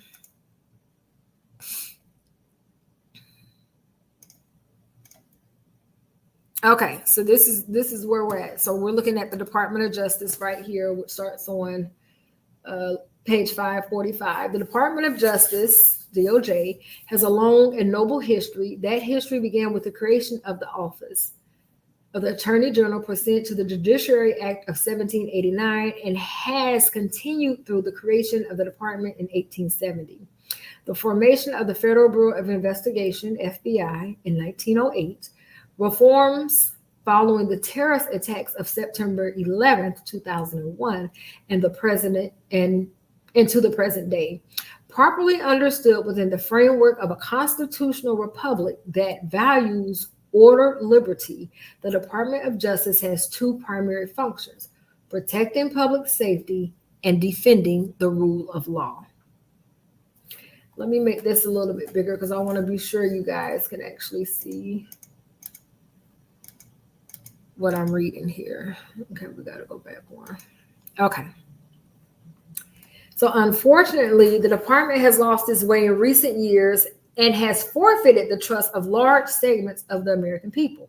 Large swaths of the department have been captured by an unaccountable bureaucratic managerial class and radical left ideologies, maybe that's ideologues, who have embedded themselves throughout its offices and components. The department also suffers from institutional inattentiveness to its core functions. Instead of being perceived as possessing the utmost impartiality and fairness as it advances the national interest on behalf of the American people, fighting crime and defending the rule of law, the DOJ has become a department that 46.6% of Americans recently indicated is, in their view, too political, corrupt, and not to be trusted. The weight of the political evidence indicates that there are many reasons for the lack of trust. So they're giving examples here.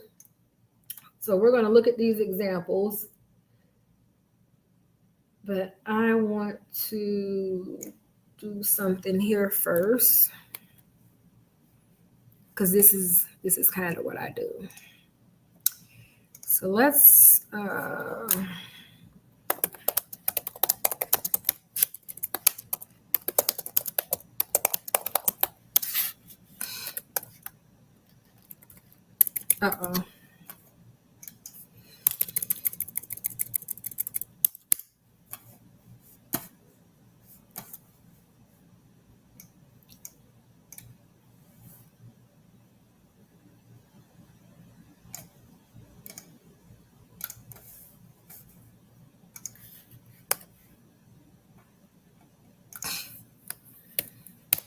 okay, so as we go, let's break all of this stuff down. So the weight of the publicly available evidence indicates that there are many reasons for this lack of trust. For example, the Federal Bureau of Investigation, FBI, knowing that claims of collusion with Russia were false, collaborated with Democratic operatives to inject the story into the 2016 election through strategic media leaks, falsified Foreign Intelligence Surveillance Acts, FISA, warrant applications, and lied to Congress. Already, I'm like, we in danger. Personnel within the FBI engaged in a campaign to convince social media companies and the media generally that the story about the contents of Hunter Biden's laptop was the result of a Russian misinformation campaign, while the FBI had possession of the laptop the entire time and could have clarified the authenticity of the source. The DOJ engaged in conduct to chill the free speech rights of parents across the United States in response to supposed threats against school boards, yet it failed to engage in any concerted campaign to protect the rights of Americans who actually were terrorized by acts of violence like those perpetrated against pregnancy care centers. The FBI tasked agents with monitoring social media and flagging content they deemed to be misinformation or disinformation, not associated with any plausible criminal conspiracy to deprive anyone of any rights for platforms to remove. The FBI engaged in a domestic influence operation to pressure social media companies to report more foreign influence than the FBI was actually seeing and stop the dissemination of and censor true information directly related to the 2020 presidential election. The department has devoted unprecedented resources to prosecuting American citizens for misdemeanor trespassing offenses or violations of the FACE Act, while dismissing prosecutions against radical agents of the left like Antifa. Why is Antifa always? The department has consistently threatened that any conduct not aligning with the liberal agenda could violate federal law without actually taking a position that the conduct in question is illegal, using the prospect of protracted litigation in federal sanctions to chill disfavored behavior, such as with state efforts to restrict abortion or prevent genital mutilation of children. The department has sued multiple states regarding their efforts to enhance election integration. The department has failed to do its part to stop the flood of fentanyl and other deadly drugs that are flowing across our borders and disseminating families and communities across the United States. The department has abdicated its responsibility to assist in the enforcement of our immigration laws and has engaged in whole-scale abandonment of its duty to adjudicate cases in the immigration court system. You mean to tell me? You mean to tell me?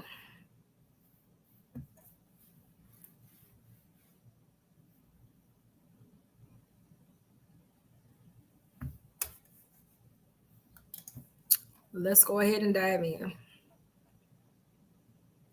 So, in simpler terms, everything that I just read, the Department of Justice has a long history of serving the United States by ensuring public safety and upholding the law. However, in recent years, the Department of Justice has been criticized for losing its way and becoming too political, which has eroded public trust. Here are some key points. Now, first and foremost, I want to say there's no way in hell that the Department of Justice or the FBI have become too political, because laws are policy. Policy is political. Laws are policies, and policy is political. So, operating within the confinements of the law, how is that too political?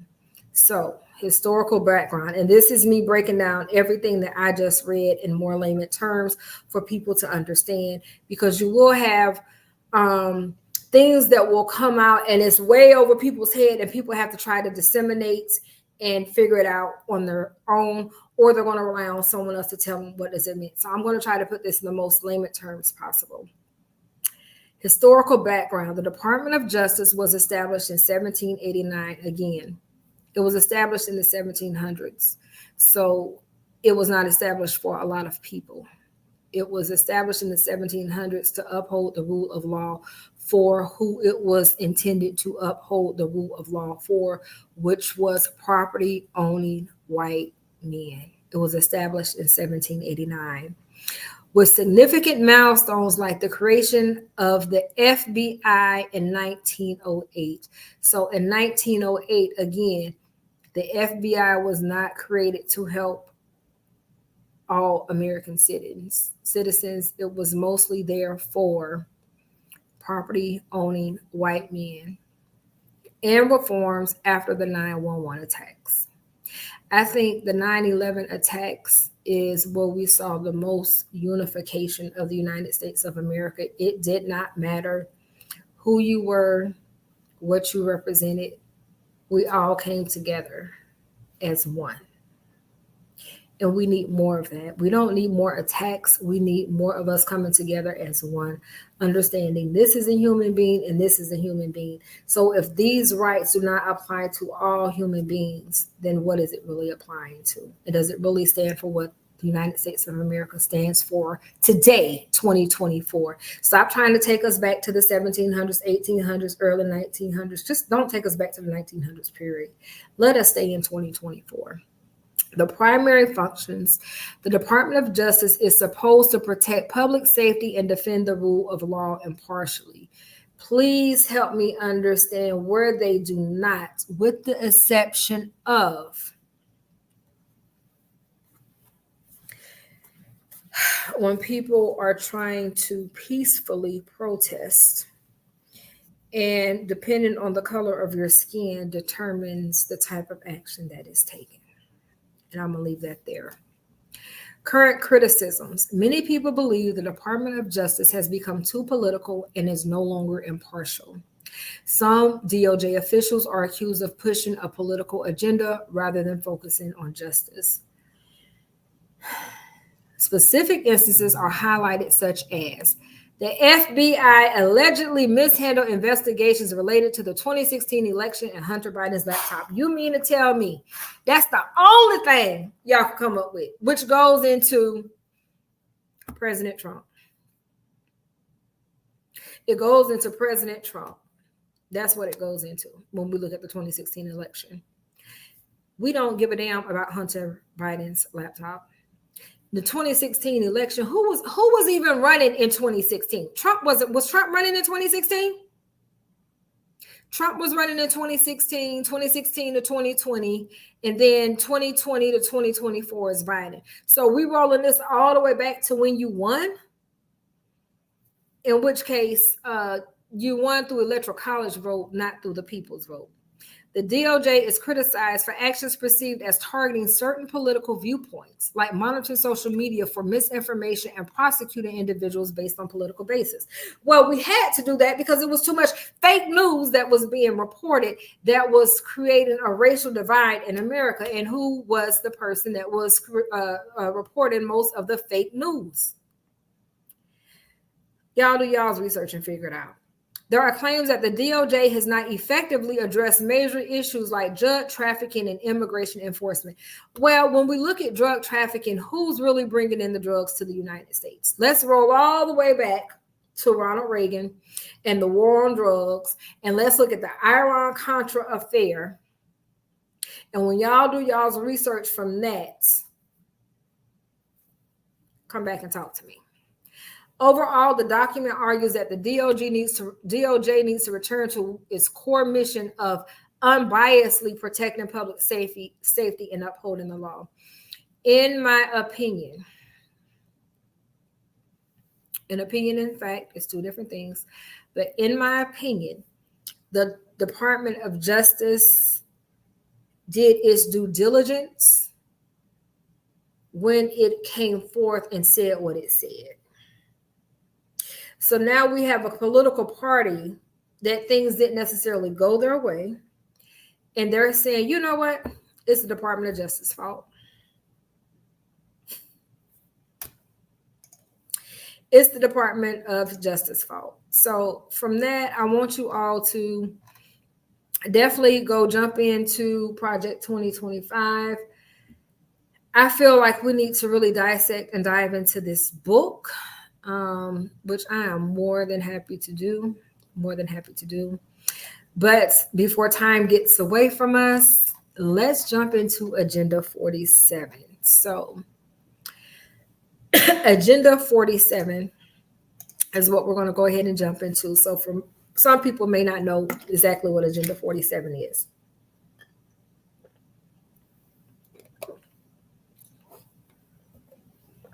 Agenda 47 is a term used by former President Donald Trump to outline his vision and policy priorities in anticipation of a potential second term in office. The 47 refers to the prospect of Trump becoming the 47th president of the United States if he were to win the 2024 election. Following his tenure as the 45th president, Agenda 47 encompasses a range of policy initiatives and goals aimed at shaping the future of the United States.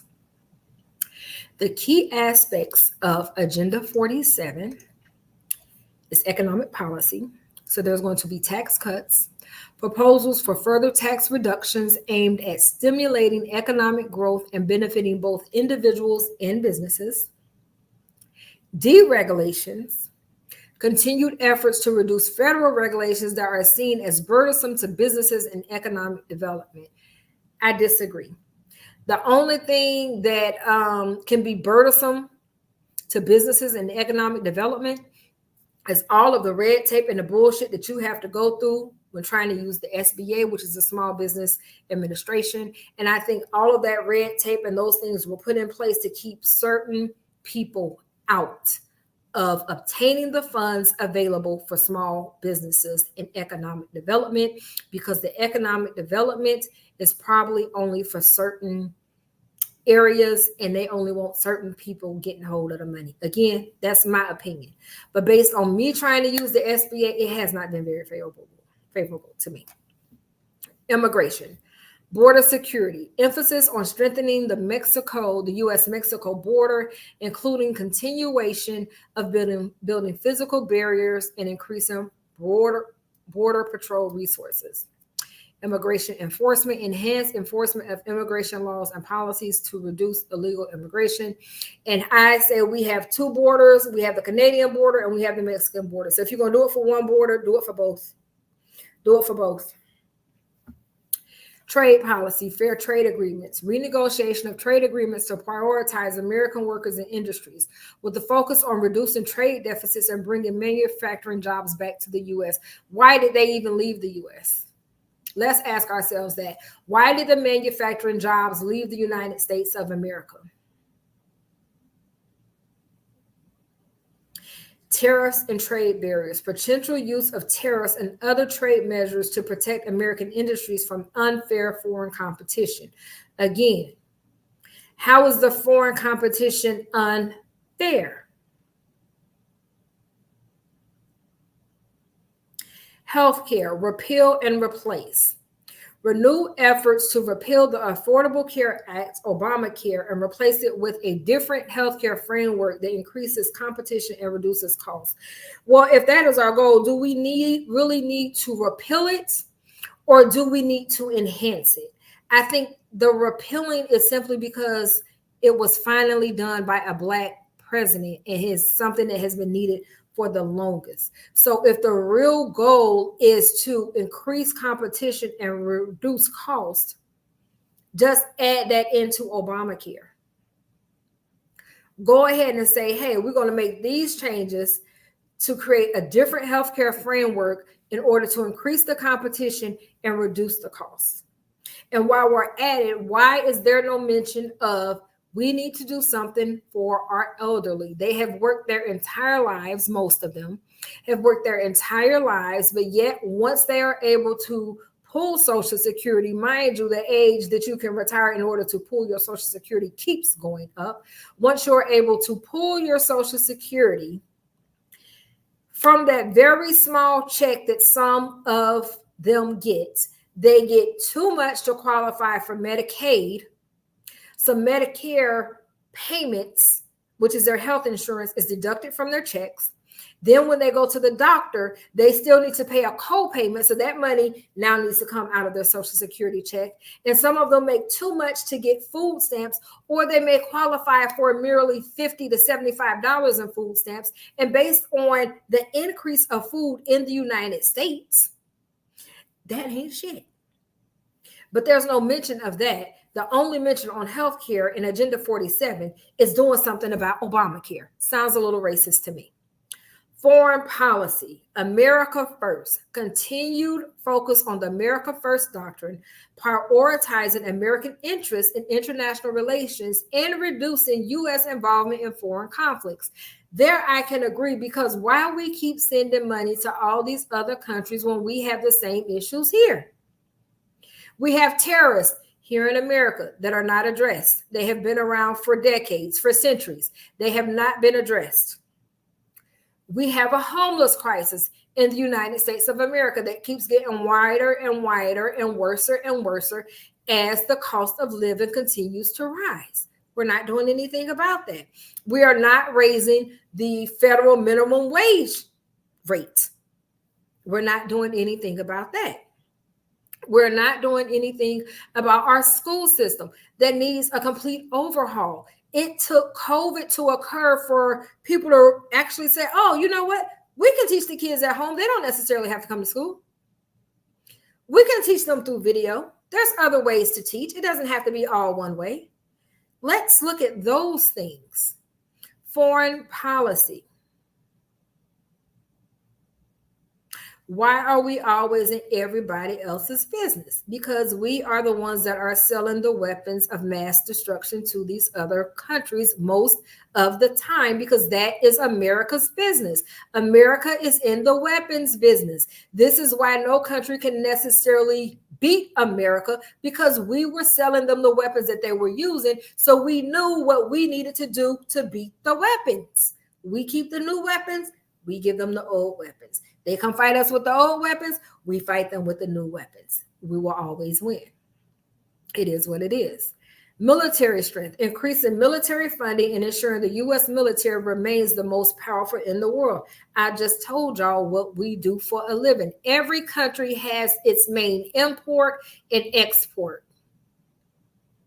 And I used to always say, well, what's America's import? And I was asking these questions in high school. What is America's import? What's America's export? And I kept asking, and then finally someone said, I don't know why you don't know, but we are in the arms business. That's where we get our money from. We sell arms.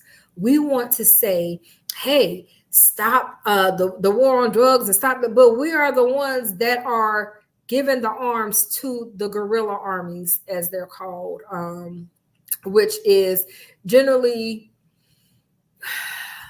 groups that are formed to overthrow foreign governments, and they'll say guerrilla warfare. If you look back at the Iran-Contra band, that whole thing is just a whole hot mess, because they tried to make it as if it was about the war on drugs, yet arms were being given to the very drug dealers that we were talking about, that were bringing the drugs into the United States of America. And unfortunately, it was the United States government that was in cahoots, that was bringing the drugs into the government and planting said drugs into the Black communities for the demise and disenfranchisement of Black communities.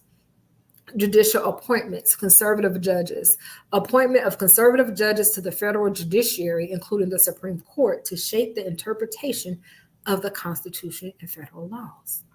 So if everybody that's appointed is conservative, they more than likely have a mindset of our forefathers when the United States Constitution was created.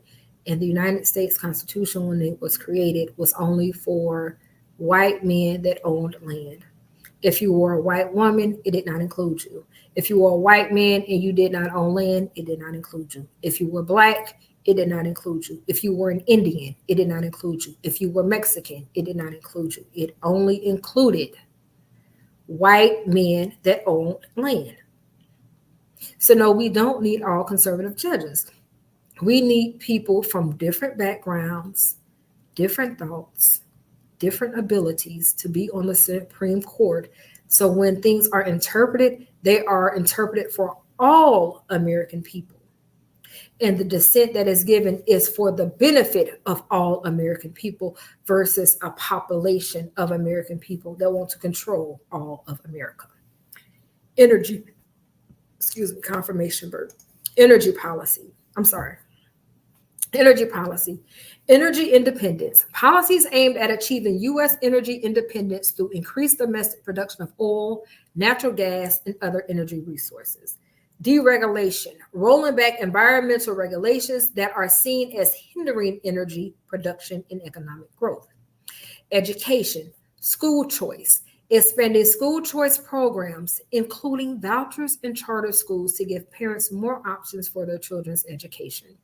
Curriculum reform, advocating for curriculum reform that promote patriotic education and reduce what is perceived as politically biased content. What is patriotic education? Like, I have never in my life heard of what the hell is patriotic education? In conclusion, Agenda 47 represents Donald Trump's vision for a potential second term in office with a focus on conservative principles, economic growth, national security, and an America First approach to both domestic and foreign policy. This agenda outlines the key priorities and initiatives that Trump aims to implement if he were to become the 47th president of the United States. So I wanted to know, because there's so many people that will say, Project 2025. Trump doesn't promote Project 2025. Trump has nothing to do with Project 2025. He has Agenda 47, blah, blah, blah, blah, blah. So I said, well, what are the similarities? Like, as I was researching, the question I asked myself, and myself said, I said, well, what are the similarities between Agenda 47 and Project 2025? And you know what we did? We went and did some research. So Agenda 47 and Project 2025 share several similarities, primarily because both are initiatives developed within the conservative movement in the United States. Here are the key similarities between the two. Now, if you don't necessarily believe me, that's all fine. But I don't want you to believe me. I want you to research and study for thyself, to show thyself worthy of the right to vote. Because when you go vote, you should be making an educated and informed decision. So, conservative ideology, core principles. Both Agenda 47 and Project 2025 are rooted in conservative principles such as limited government, free enterprise, individual liberties, and traditional values. Policy goals. They both aim to promote policies that align with conservative views on economic growth, national security, and social issues. Economic policies. Tax cuts. Both initiatives emphasize reducing taxes to stimulate economic growth and benefit businesses and individuals. Deregulation. A strong focus on rolling back federal regulations that are perceived as hindering economic development and business operations. Immigration and border security. Strengthened border security. Both emphasize the importance of securing the U.S.-Mexico border through physical barriers and increased enforcement. Immigration enforcement. A commitment to stricter enforcement of immigration laws to reduce illegal immigration. Judicial appointments. Conservative judges, both Agenda 47 and Project 2025, prioritize appointing conservative judges to the federal judiciary to shape the interpretation of the Constitution and federal laws in a manner consistent with conservative values. Energy independence, domestic production. Emphasis on increasing domestic production of oil, natural gas, and other energy resources to achieve energy independence. Deregulation in energy sector, reducing environmental regulations that are seen as obstacles to energy production and economic growth. Education reform. School choice, support for expanding school choice programs, including vouchers and charter schools, to give parents more control over their children's education. Curriculum reform, advocating for curriculum changes that promote patriotic education and reduce what is perceived as politically biased content. America First doctrine, foreign policy. Both initiatives emphasize an America First approach to foreign policy, prioritizing American interests and reducing U.S. involvement in foreign conflicts. Trade policies. Focus on renegotiating trade agreements to benefit American workers and industries and using tariffs and trade measures to protect domestic industries from unfair foreign competition. Preparedness and implementation. Operational readiness. Project 2025 aims to ensure that a future conservative administration is fully prepared to implement its agenda from day one, while Agenda 47 outlines the policy priorities for such an administration. So again, Project 2025 is the roadmap. Agenda 47 is the implementation. Personnel preparation. Project 2025 involves identifying and training potential appointees, similar to how Agenda 47 might envision staffing key positions with individuals who supports its policy goals. So in conclusion, Agenda 47 and Project 2025 both represent comprehensive plans within the conservative movement to shape future governance in the United States.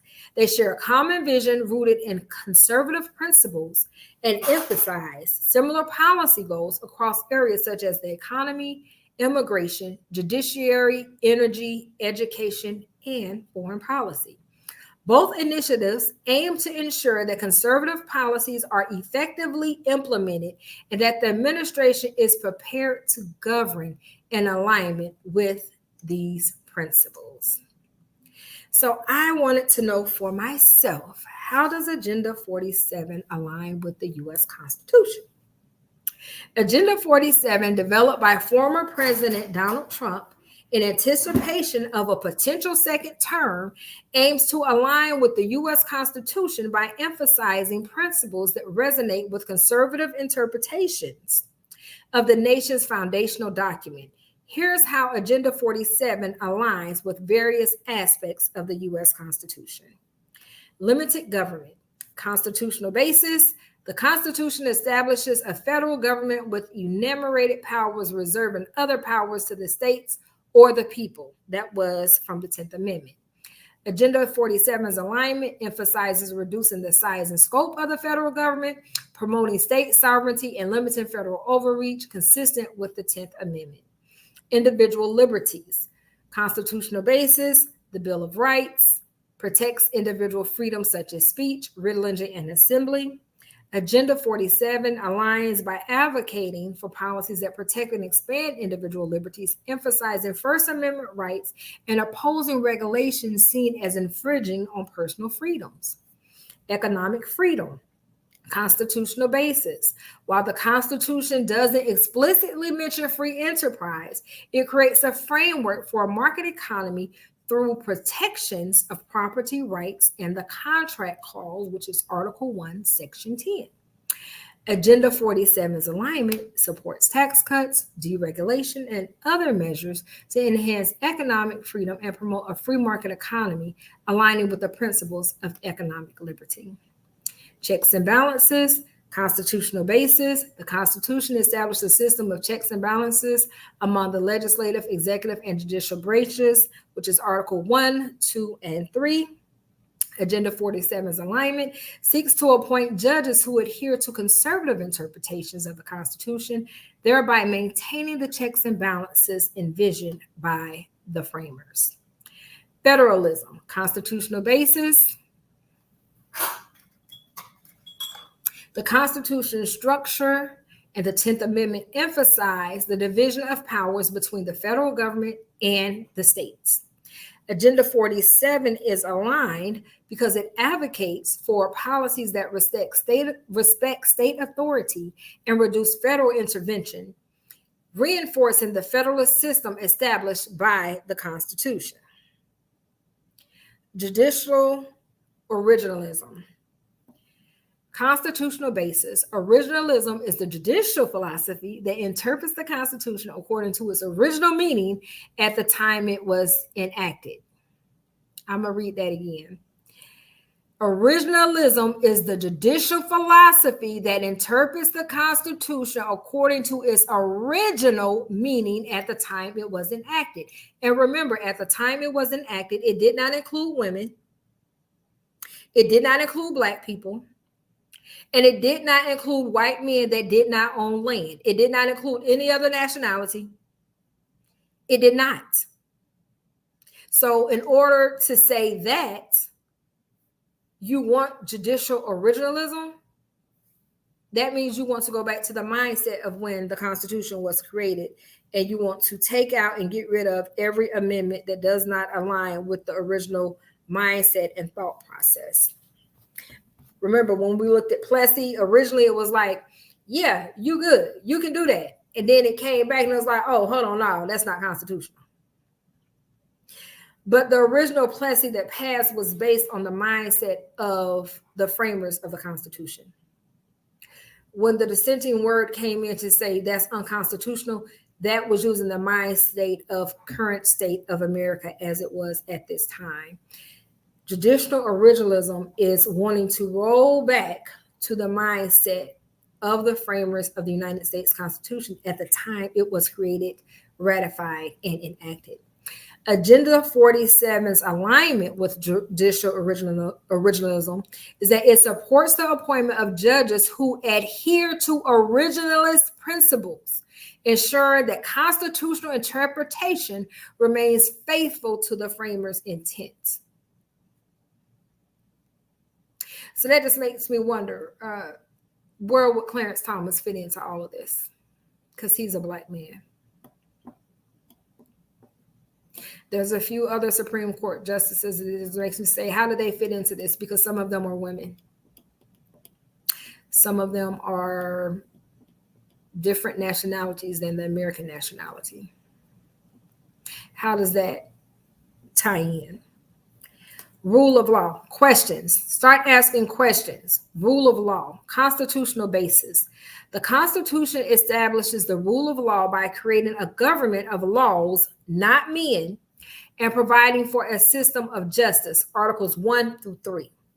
Agenda 47's alignment emphasizes policies that uphold the rule of law, ensuring that laws are applied fairly and consistently. National defense and security, constitutional basis. The Constitution grants the federal government the power to provide for the common defense, Article 1, Section 8. Agenda 47's alignment advocates for a strong national defense and robust border security, aligning with the constitutional mandate to protect the nation. Again, are we doing the same thing at the Canadian border? Because we have the Canadian border and the Mexican border. So if you're going to do it for one border, do it for both. Economic, trade, and policies.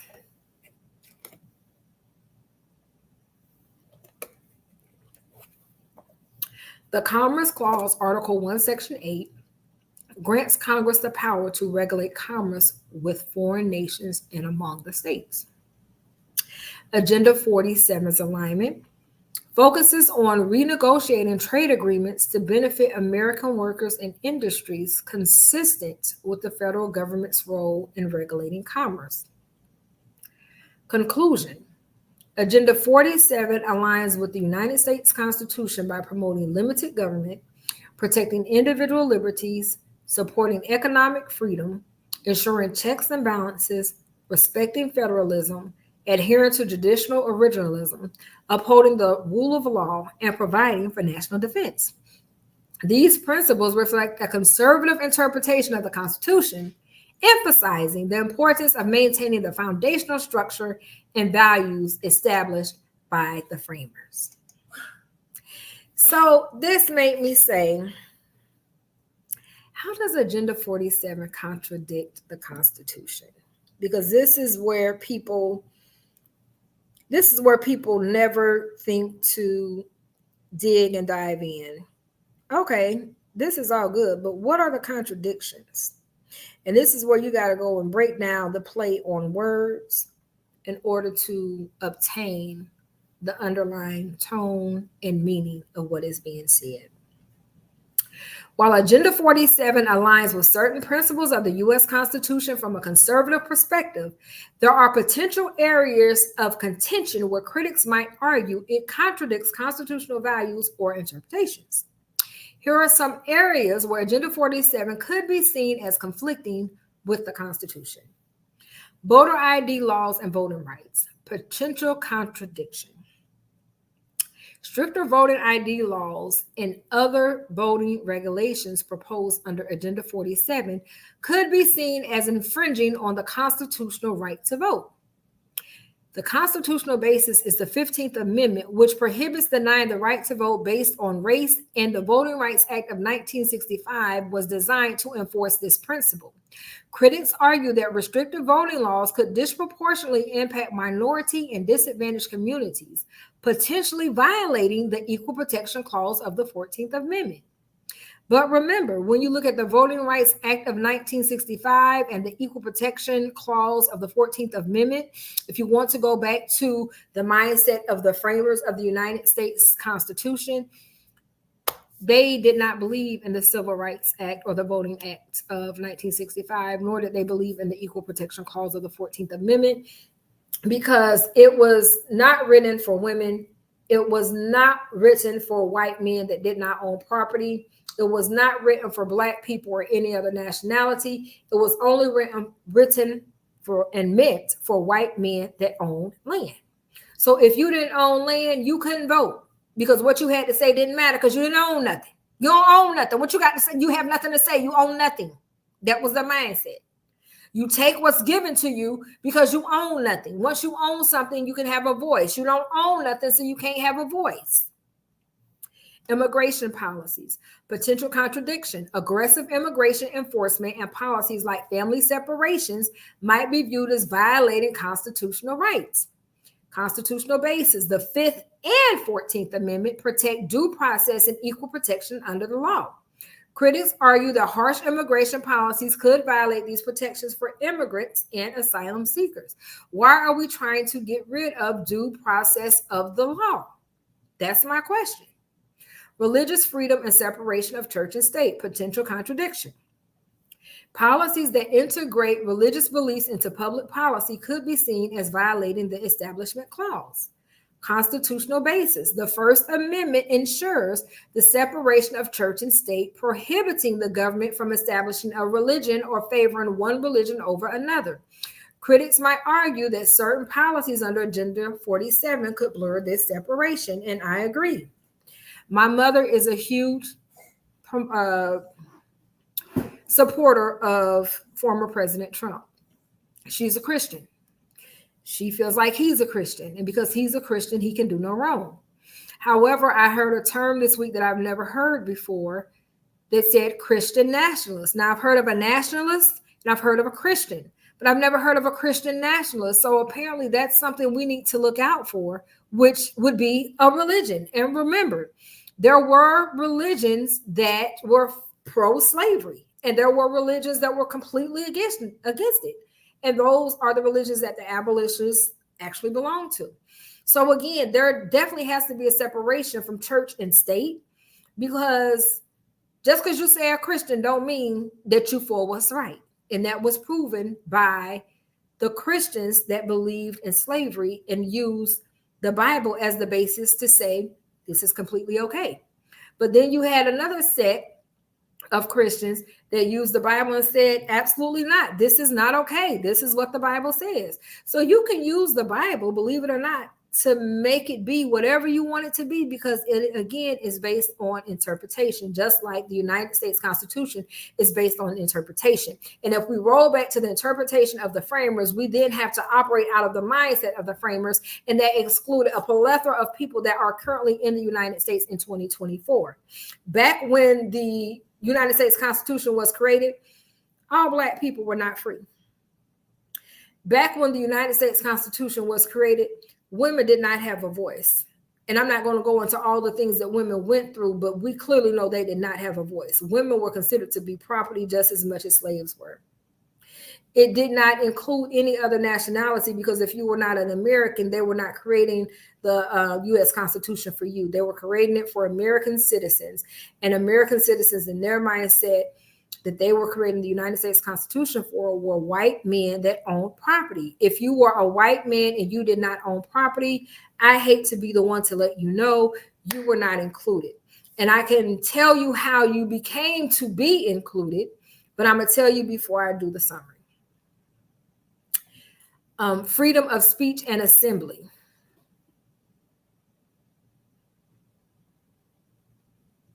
Let me go over religious freedom and separation of church and state again. Potential contradiction. Policies that integrate religious beliefs into public policy could be seen as violating the Establishment Clause. Constitutional basis. The First Amendment ensures the separation of church and state, prohibiting the government from establishing a religion or favoring one religion over another. Critics might argue that certain policies under Agenda 47 could blur this separation. Freedom of speech and assembly, potential contradiction. Measures to curb protests or limit the expression of dissenting views, especially in public spaces, might infringe on First Amendment rights. Constitutional basis. The First Amendment protects the rights to free speech, peaceful assembly, and petitioning the government for redress of grievances. Policies that restrict these rights could be viewed as unconstitutional. However, if you are thinking from a mindset of the framers of the United States Constitution, you might say, well, nah, based on what they intended when it was created, this is completely constitutional. Judicial independence. Potential contradiction. Emphasizes the appointment of judges based solely on the adherence to originalism might compromise judicial independence. Constitutional basis, Article 3 established the judiciary as an independent branch of government. Critics could argue that pushing for ideologically driven judicial appointments undermines its independence and the judiciary's ability to interpret the Constitution free from political pressure, which is why there is such an uproar in the United States when the dissenting opinion became that a sitting president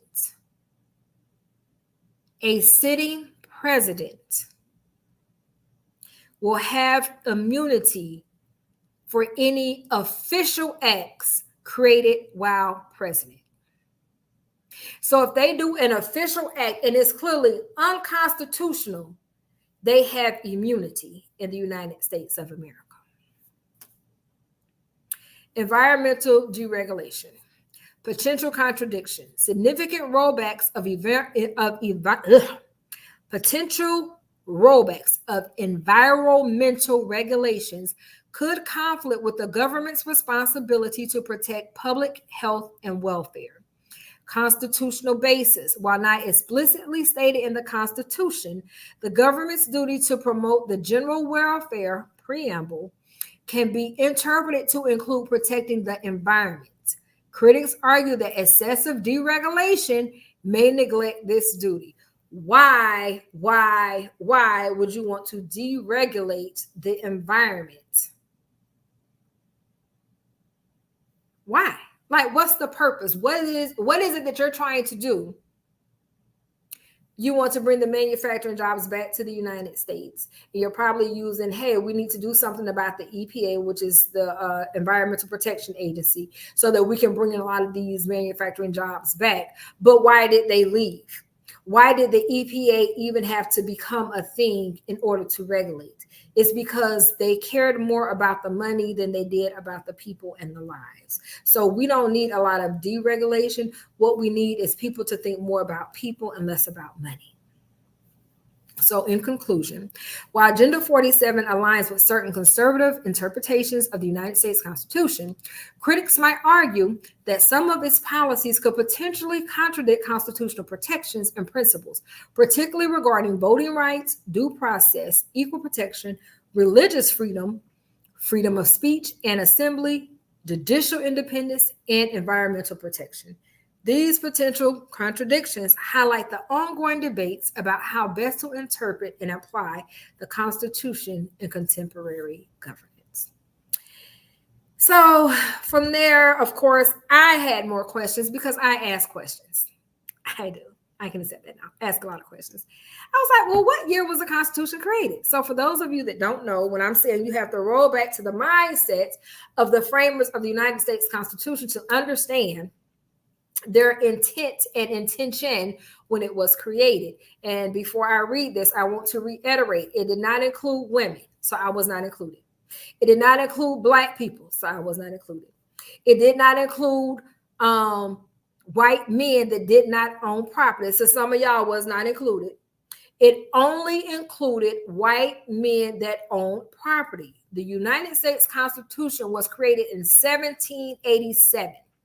The Constitutional Convention, also known as the Philadelphia Convention, took place from May 25th to September 17th, 1787. Let's talk about that. May, June, July, August, September. It took them damn near 5 months to come up with the United States Constitution at the Philadelphia Convention. Delegates from 12 of the 13 states, because Rhode Island did not send delegates, met in Philadelphia to address the weaknesses in the Articles of Confederation and to create a new framework for the government. The final draft of the Constitution was signed on September 17, 1787, and it was subsequently sent to the states for ratification. The Constitution officially came into effect on March 4th, 1789, after being ratified by 9 of the 13 states. From there, I wanted to know, because I have questions, what was the Articles of Confederation? The Articles of Confederation was the first constitution of the United States, serving as the governing document for the nation from its ratification in 1781 until it was replaced by the current U.S. Constitution in 1789. So that means the Article of Confederation was in effect for a total of 8 years, from 1781 to 1789, and 89 minus 81 is 8. So for 8 years, the Article of Confederation was in effect. The Articles established a confederation of sovereign states with a weak central government, reflecting the American colonies' fear of a strong central authority like the one they experienced under British rule. So the Articles of the Articles of Confederation was created to say, hey, we are not part of Britain. We're not part of the harsh British rule. We are our own country. We are our own state. So we're going to put something in place to separate us. So the key features of the Articles of Confederation were sovereignty of states. The Articles emphasized the independence and sovereignty of each state. The central government had very limited powers, and most authority was retained by the individual states. Structure of government. There was unicameral legislature. The government consisted of a single chamber Congress where each state had one vote regardless of its size or population. There was no executive branch. There was no separate executive branch or president to enforce laws or manage the government. There was no judicial branch. There was no national judiciary to interpret laws or resolve disputes between states. Powers of Congress. Congress had the authority to conduct foreign affairs, make treaties, declare war, and manage relations with Native American tribes. It could coin money, establish a postal system, and manage Western lands. However, Congress lacked the power to levy taxes, regulate interstate commerce, or enforce its law directly on the states or individuals. So there were amendments. Amendments to the Articles required the unanimous consent of all 13 states, making it very difficult to correct any weaknesses or adapt to changing circumstances. Revenue and military. Congress had to rely on a voluntary contributions of funds and troops from the states, as it did not have the power to tax or raise a standing army. Which means the reason we have taxes are there to help fund our military. That's my interpretation from reading this. Congress had to rely on voluntary contributions of funds and troops from the states. It did not have the power to tax or raise a standing army. Well, now you can tax and you can raise a standing army because you can pay the people that want to be in the military. That's my interpretation. Does not mean it's correct. But an interpretation is an interpretation in order to make an educated and informed decision. Now, what were the weaknesses of the Articles of Confederation? There was a weak central government. The central government was too weak to effectively govern the nation, lacking the authority to enforce laws, collect taxes, and regulate commerce. So we now have our federal government that can enforce laws. Federal law will trump state law. The Articles of the Confederation, it was a weak government because there was nobody to say, hey, you can't do that. Now we have a federal government that says, hey, you can't do that, and we want to get rid of that. We now have a government that can collect taxes. We have federal taxes, we have state taxes. Some people have city taxes, and some people have city and local taxes. But all of us have federal taxes. And to regulate commerce, the federal government can say, yes, this is good, or no, it's not. When we look at the green rush, hemp is legal across the United States of America based on the 2018 Farm Bill when it passed. In certain states, cannabis is legal based on state laws that pass, but on the federal level, it is still illegal. Two totally different things. Financial problems. The national government could not generate enough revenue through taxation and was dependent on inconsistent contributions from the states, leading to financial instability, which probably went to this person saying, you know what, I don't even like who over there. I'm not sending them no money this month. I'm gonna keep the money this month. So now it's more balanced. Interstate disputes. There were frequent disputes between states over boundaries, trades, and other issues which the central government was powerless to resolve effectively. So we have, I'm not saying the example I'm going to give you guys is factual. I'm just using it as an example. We have North Carolina and South Carolina. I think at one point, maybe it was just Carolina. And then South Carolina wanted to take over North Carolina. And they kept fighting each other. And the federal government couldn't come in and say, hey, this is the state line. This is where you started in, and this is where you started in. The government had no resolve because clearly it says there were disputes between states over boundaries, meaning where my state starts and where my state ends. We got a problem because I feel like you over here on my land and it's not yours. The federal government had the Articles of Confederation had no way to resolve that. Inability to amend. The requirement for unanimous consent to amend the articles made it nearly impossible to address its weaknesses or implement necessary reforms because they needed to have everybody. Either we all agree or ain't nothing getting done. So they said the Articles of Confederation is not working. Lack of national unity. The strong emphasis on state sovereignty and independence led to a lack of national cohesion and unity. And if the Articles of Confederation had an issue with national cohesion and unity, and they realized we got to do something about this. Why can we not understand we still have an issue when it comes to the lack of national cohesion and unity? And we got to do something about this. And unfortunately, when the United States Constitution was created, it did not do something about it because it did not include women, it did not include Black people, and it did not include white men that did not own land. It was only for white men that owned land. So we still need to do something about the lack of national unity that was a problem during the Articles of Confederation. It is still a problem under the United States Constitution. And until somebody steps in and says, we got to fix this, we always going to have this same problem. Because right now we got the Republicans fighting the Democrats. Some people want to say all the Republicans don't like Black people, and that's the issue. And some people want to say, well, all the Democrats is for Black people, and that's the issue. And neither is the issue. The issue is the lack of national cohesion and unity.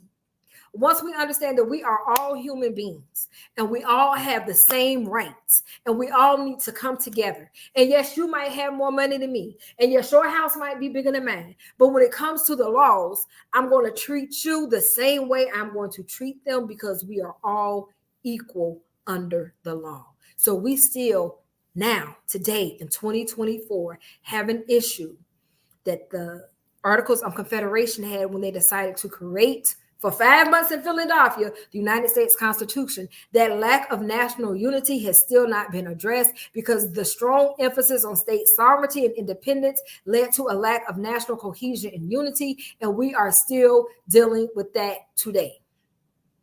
Transition to the United States Constitution. The weaknesses of the Articles of Confederation became increasingly apparent, leading to calls for a stronger national government. In 1787, the Constitutional Convention was convened in Philadelphia to address these issues. The delegates ultimately decided to draft a new constitution rather than amend the articles. The new U.S. Constitution, which established a stronger federal government with separate executive, legislative, and judicial branches, was signed on September 17, 1787, and went into effect on March 4, 1789, after ratification by the states, which means the Articles of the Confederation, they sat down, they said, hey, we're going to come up with something. They came up with the United States Constitution because everybody was not there. They didn't just say this law. They said, okay, we're going to take this United States Constitution we came up with. We're going to send it to each of the states, and we're going to let each of the states have their say-so in it. And when it comes back to us, we're going to take a look at it. So when they ratified it, they said, this is now law. As of March 4th, 1789, the United States Constitution became the rule of law. Unfortunately, it did not include women. So I was not included. We're in 2024. If we want to use the mindset of the framers of the United States Constitution, I wasn't included because I'm a woman. It did not include Black people, so I wasn't included again because I'm Black. It did not include white men that did not own property. So some of y'all was not included.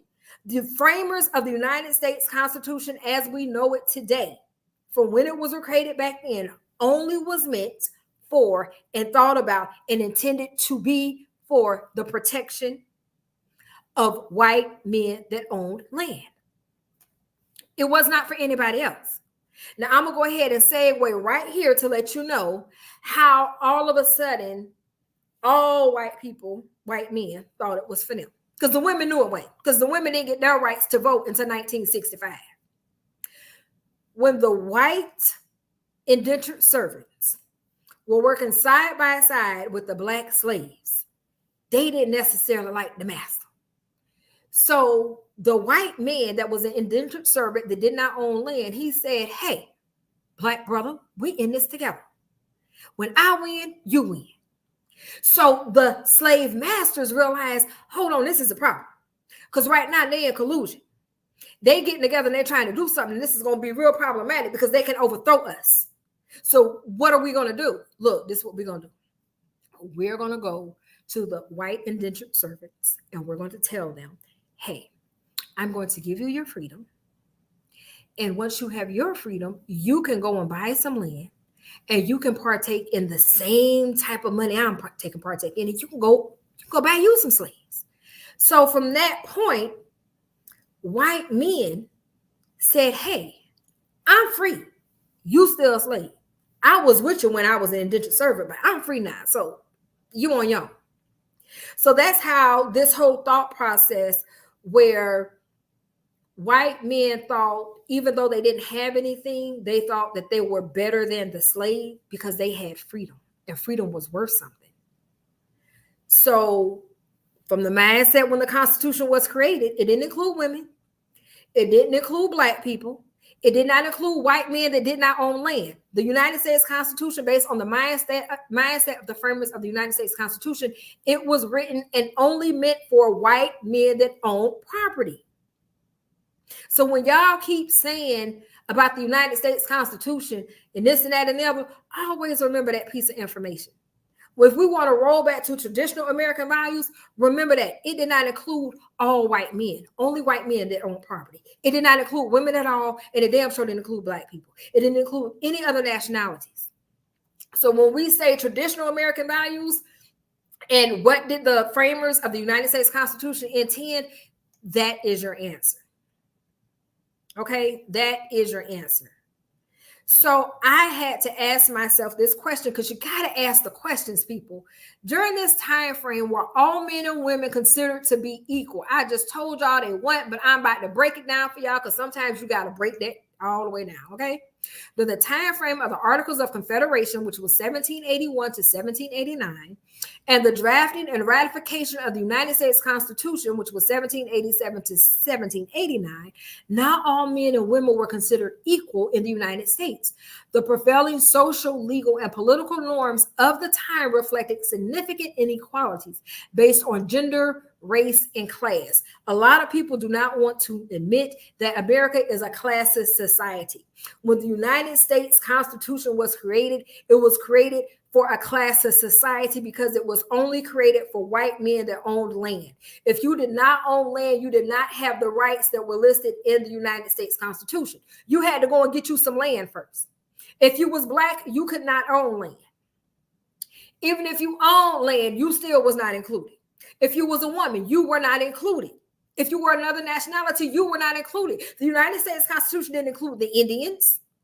It included white men that owned land. And that's it. That's it. So gender inequality, women's rights, voting. Women did not have the right to vote in federal or state elections. The right to vote was generally limited to property owning white men. Legal status, married women were subject to curvature, a legal doctrine under which a woman's legal rights and obligations were subsumed by those of her husband.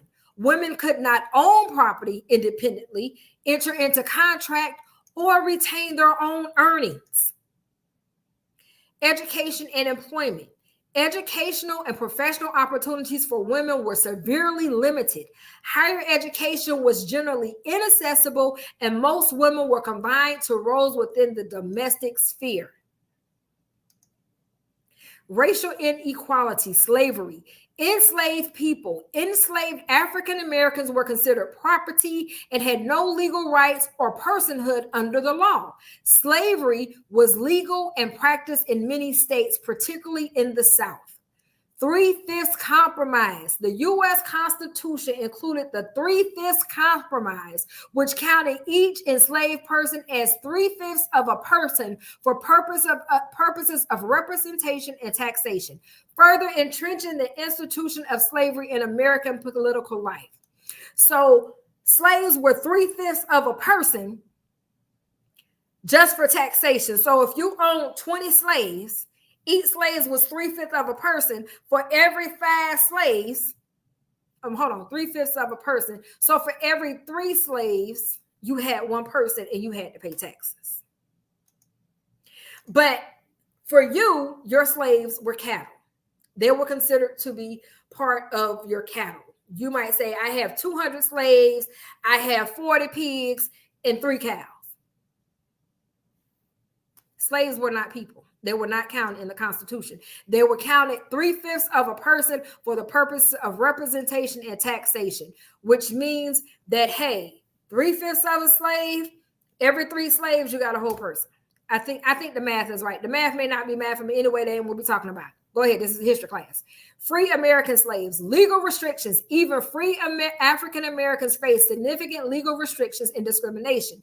They were often denied the right to vote, hold public office, serve on juries, and access education in certain professions. So again, the United States Constitution was not created for everybody. So we cannot say we want to go back to traditional American values. We want to understand the mindset and what the framers of the United States Constitution meant, because damn it, we in 2024, we're not in the 1700s. We know what the hell they meant. We know what they meant, but why we keep trying to figure out, well, what did they intend when they wrote this? They didn't intend to write it for me. They didn't intend to write it for Black people. So they didn't intend to write it for me 2 times, because 1, I'm a woman, and 2, I'm Black. If you are a white person and you do not own land, they did not intend it for you either. Now, society wants to make you think it was intended for you, but it was not. It was not. And until you ask the question and do the research, you will continually be blindly voting for bullshit and fuckery that did not include you. And then you on the sideline wondering, well, how that happened? Well, did you research and verify it? Class and property, voting rights, property requirements. Voting rights were generally restricted to property-owning white men. Poor white men without property often did not have the right to vote. Indigenous people, displacement in treaties. Indigenous peoples were frequently displaced from their lands through treaties that were often coercive or violated. They were not considered citizens and had no rights under U.S. law. Didn't I tell y'all they weren't included? They weren't included. Legal and political framework. Declaration of Independence. While the Declaration of Independence, 1776, famously stated that all men are created equal, this idea was not realized and practiced for women, enslaved people, free African Americans, indigenous people, and poor white people. I don't know who in the hell told poor white people that they ain't never been discriminated against, because you were. And if everybody gonna roll back to traditional American values and you still a poor white person, guess what? You will not be included. And the revolution will not be televised. It is what it is. Constitution. The original United States Constitution did not address these inequalities explicitly. It established a framework for government, but did not guarantee equal rights for all individuals. So in conclusion, during this period, significant inequalities based on gender, race, and class were entrenched in American society. The legal and political frameworks of the time reflected these disparities, with rights and privileges largely reserved for property-owning white men. The struggle for equality and civil rights would continue for many more decades, culminating in various social movements and legislative changes through American history. So, I had a question when I wanted to know, during this time frame, were all men and women considered to be equal? And the answer is no. During the time frame of the Articles of Confederation and the drafting of the U.S. Constitution, the concept of equality as understood today was far from realized. Both legal and social societal norms of the period reflected significant inequalities, particularly regarding gender, race, and class. So you had gender inequality, legal rights. When you look at voting, women were generally denied the right to vote. The right to vote was primarily restricted to white male property owners, and women's suffrage would not be achieved nationally in the United States until the 19th Amendment was ratified in 1920. Property and legal status. Under the legal doctrine of coverture, a married woman's legal rights and obligations were subsumed by those of her husband. Women could not own property independently of their husbands, sign contracts, or engage in lawsuits. Social norms. Women were expected to fulfill domestic roles, focusing on housekeeping, child rearing, and supporting their husbands. Educational opportunities for women were limited, and their participation in public and political life was generally discouraged or outright forbidden. Racial inequality, slavery. Many African Americans were enslaved, particularly in the southern states. Enslaved individuals had no legal rights, were considered property, and were subjected to harsh conditions and forced labor. The Constitution itself, while not using the word slavery, included clauses that implicitly recognized and protected the institution, such as the Three-Fifths Compromise and the Fugitive Slave Clause. That was in the United States Constitution. See, people don't want to talk about that. Free Blacks, even free African Americans, faced significant discrimination, lacking many of the rights and protections afforded to white citizens. They were often barred from voting, holding public office, and accessing quality education and employment opportunities. Native American tribes were not considered part of the American political system and were often treated as foreign nations.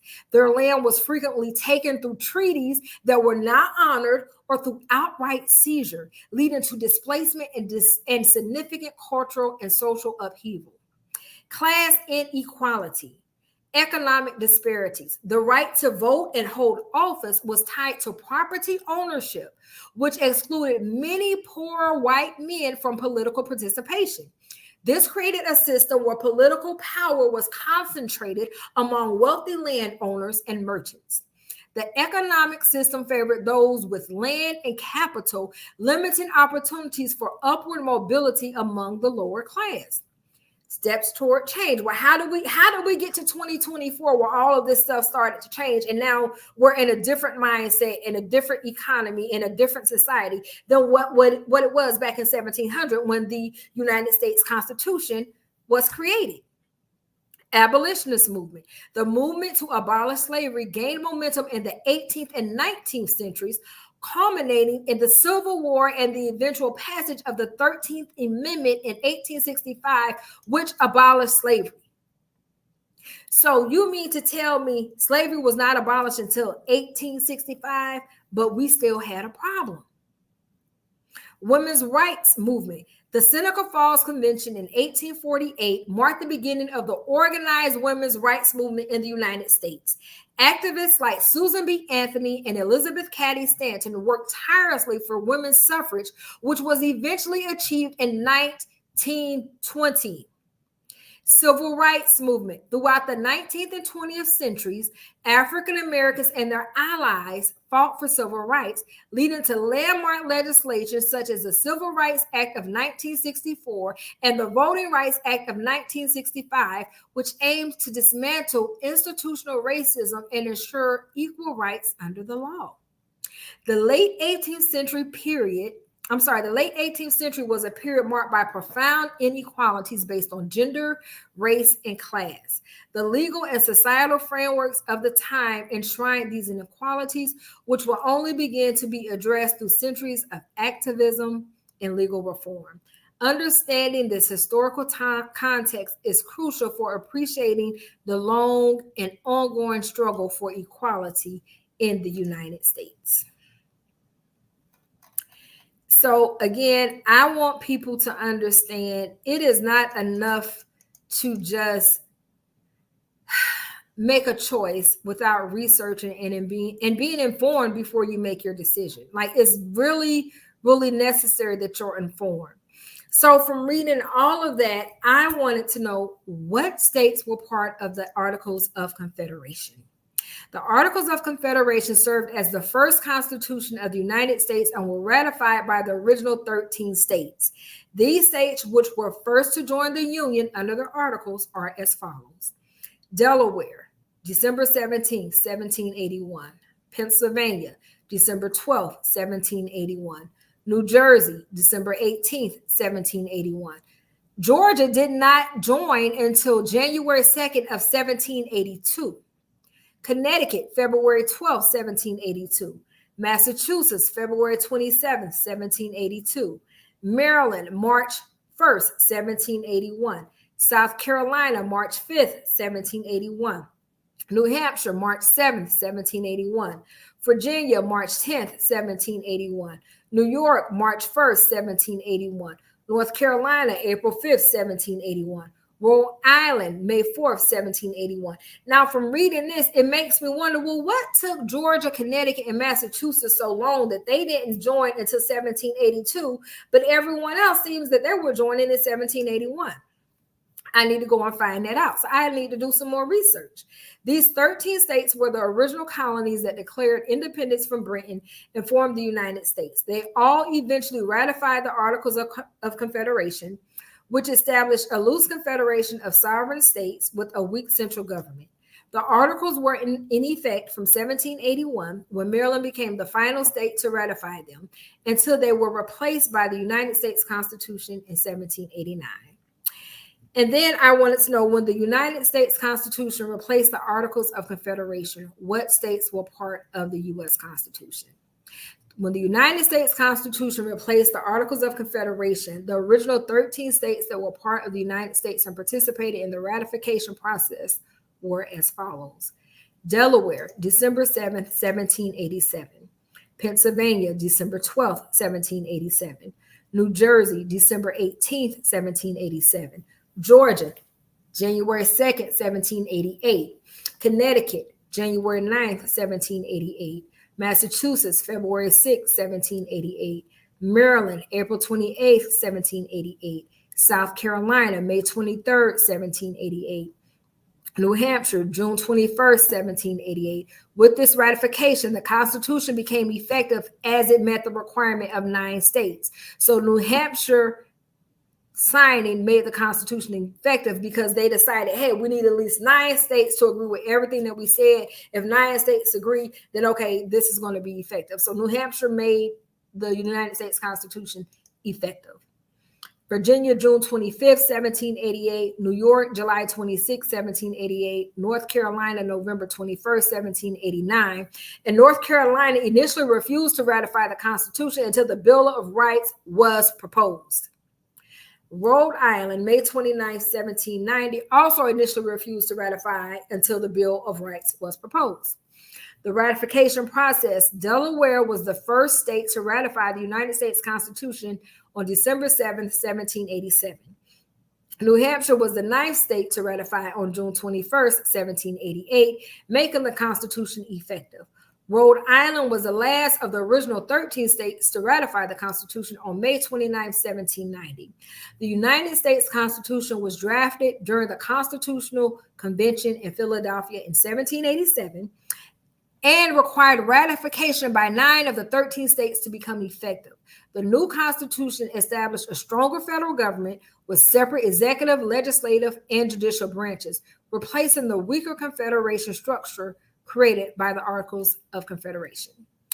So I knew this wasn't true, but I just wanted to ask, was the United States Constitution in place prior to the Civil War?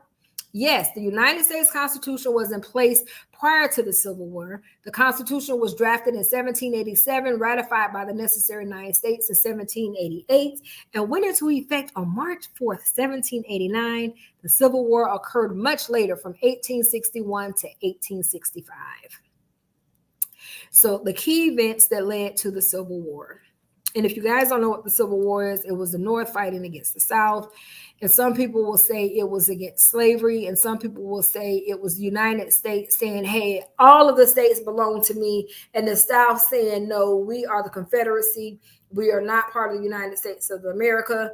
So it could be interpreted that those that were part of the Articles of Confederation did not want to be part of the United States Constitution.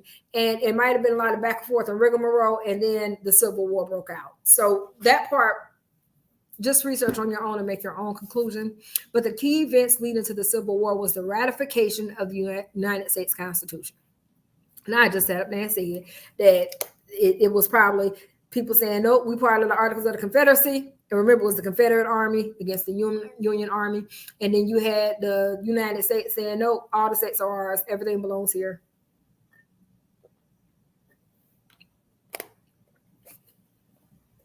So the Civil War actually started.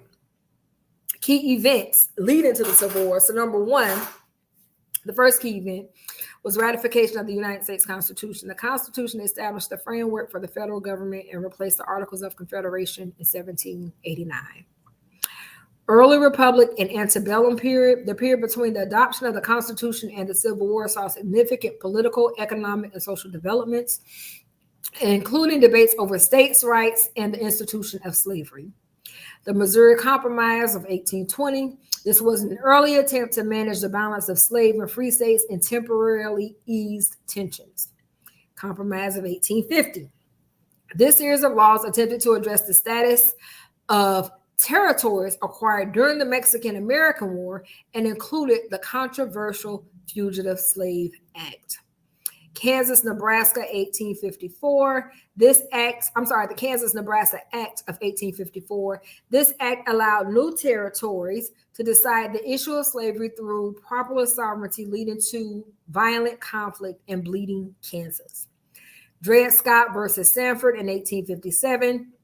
A Supreme Court decision that ruled African Americans were not citizens and that Congress had no authority to prohibit slavery in the territories, further polarizing the nation. And then you had the election of Abraham Lincoln in 1860. Lincoln's election as president on a platform opposing the expansion of slavery led to the secession of Southern states and the formation of the Confederacy. So you had the Civil War in 1861 to 1865. So for 4 years, we had a Civil War. Sounds like an election, right? The Civil War was fought between the northern states, which was the Union, and the southern seceded states, which was the Confederacy. The war addressed, among other issues, the legality of secession and the future of slavery in the United States. The Union's victory in 1865 led to the abolition of slavery, which is the 13th Amendment, and the eventual reconstruction of the southern states.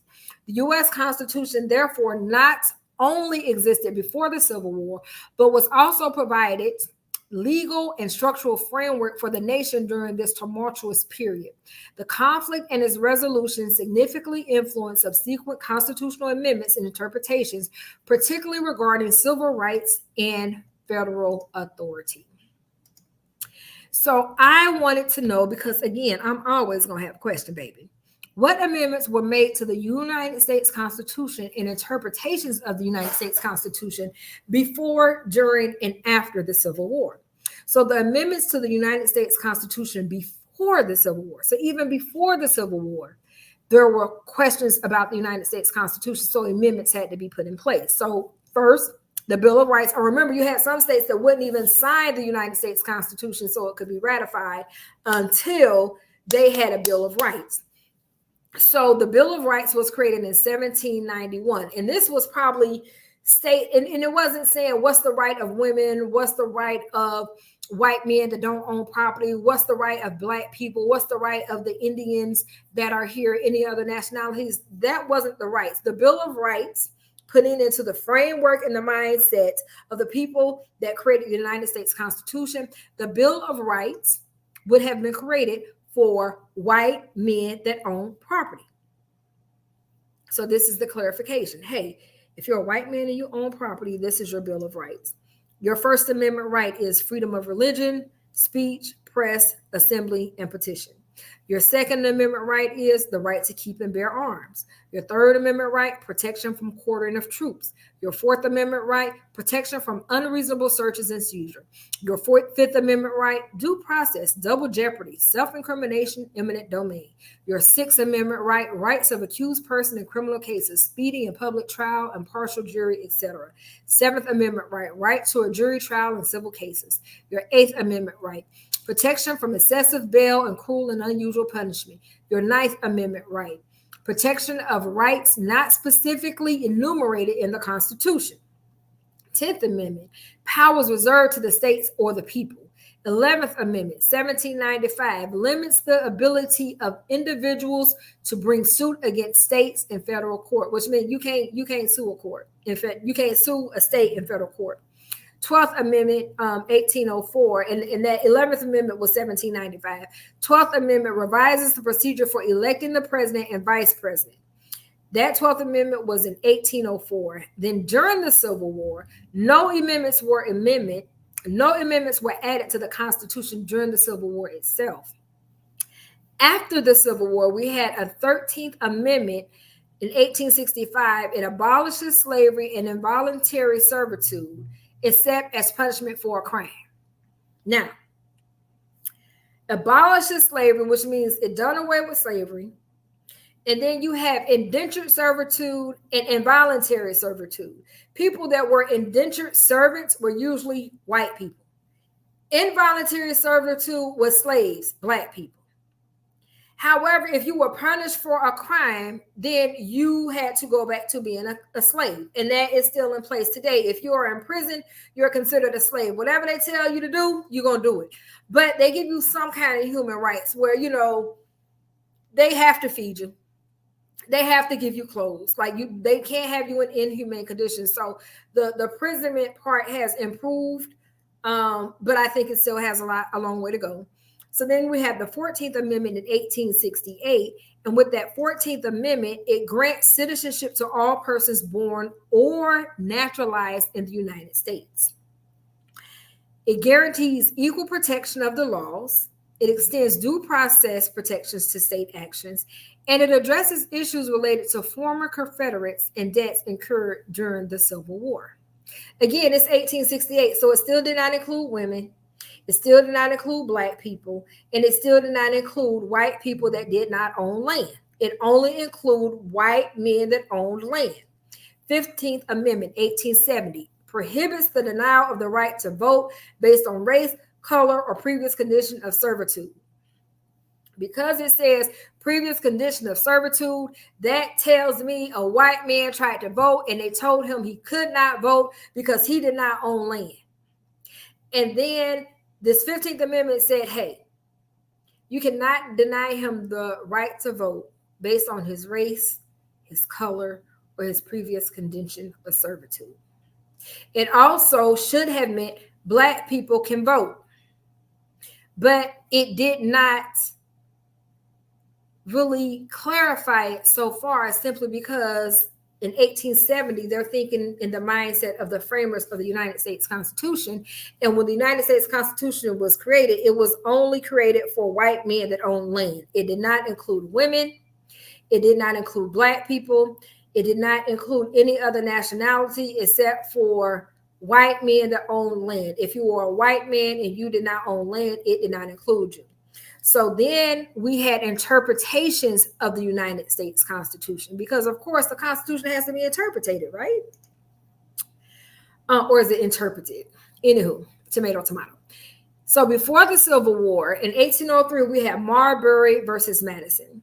This established the principle of judicial review, allowing the Supreme Court to declare laws as unconstitutional. And then in 1819, we had McCulloch versus Maryland, and this affirmed the supremacy of federal laws over state laws and confirmed the implied powers of Congress under the necessary and proper clause. In 1857, we had Dred Scott versus Sanford, and that declared that African Americans were not citizens and no standing to sue in federal court. And it ruled that Congress lacked the authority to prohibit slavery in the territories.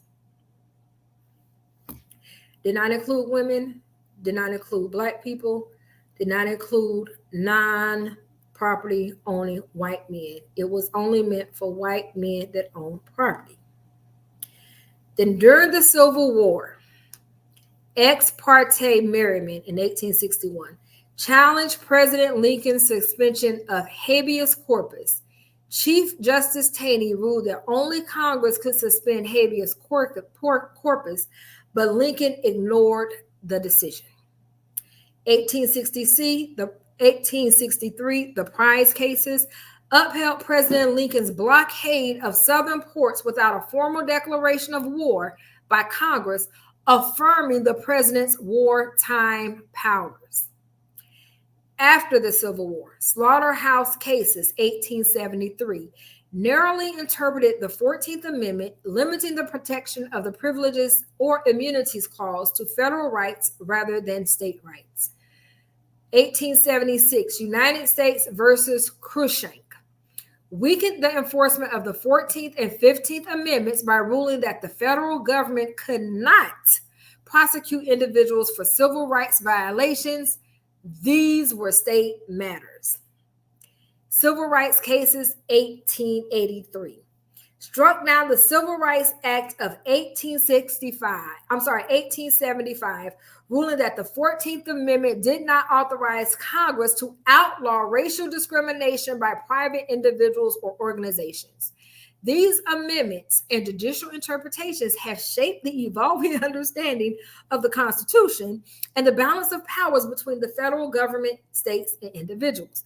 So, just to be sure to interject back in, what we're talking about, Project 2025 and Agenda 47 want to roll back to traditional American values and to use the mindset that the founding fathers of the United States Constitutions, when they framed it, what did they really have in mind? What did they intend? Well, I can tell you right now, it didn't include Black people, it didn't include women, and it did not include white men that did not own property. It only included, and it was only meant for white men that own property. So I had a PowerPoint slide that I went through and talked about on live on TikTok a few days ago. And this live right here, we went through Project 2025. We went through Agenda 47. We went through the Heritage Foundation. We went through all of these things. We went through some history. We went through a whole lot. But now I'm going to just go ahead and sum it all up and bring it all back home. Hello again, everyone, and welcome back to my channel. I am TOTstyles, and today we have dived deep into the evolution of the United States Constitution and its impact on modern politics.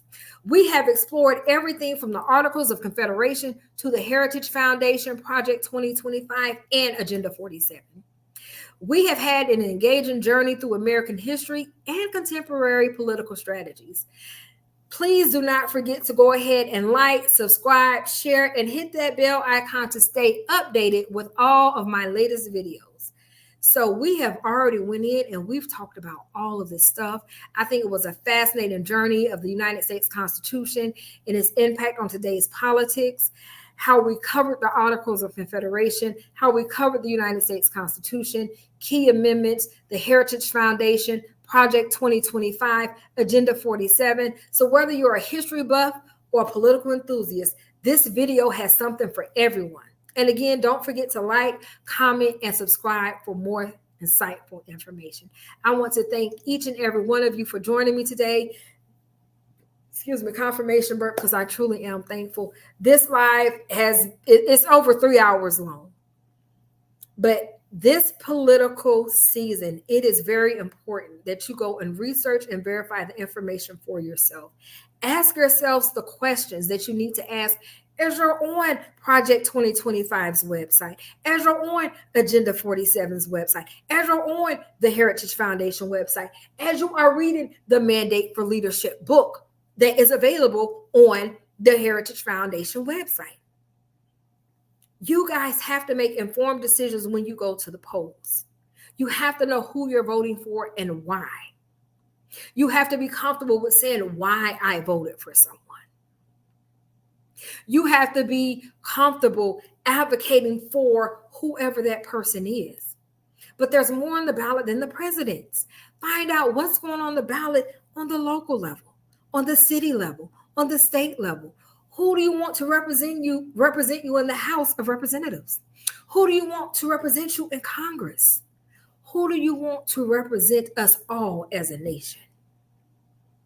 I challenge you today to think long, hard, and deep before you just say, I'm Team Trump, I'm Team Biden.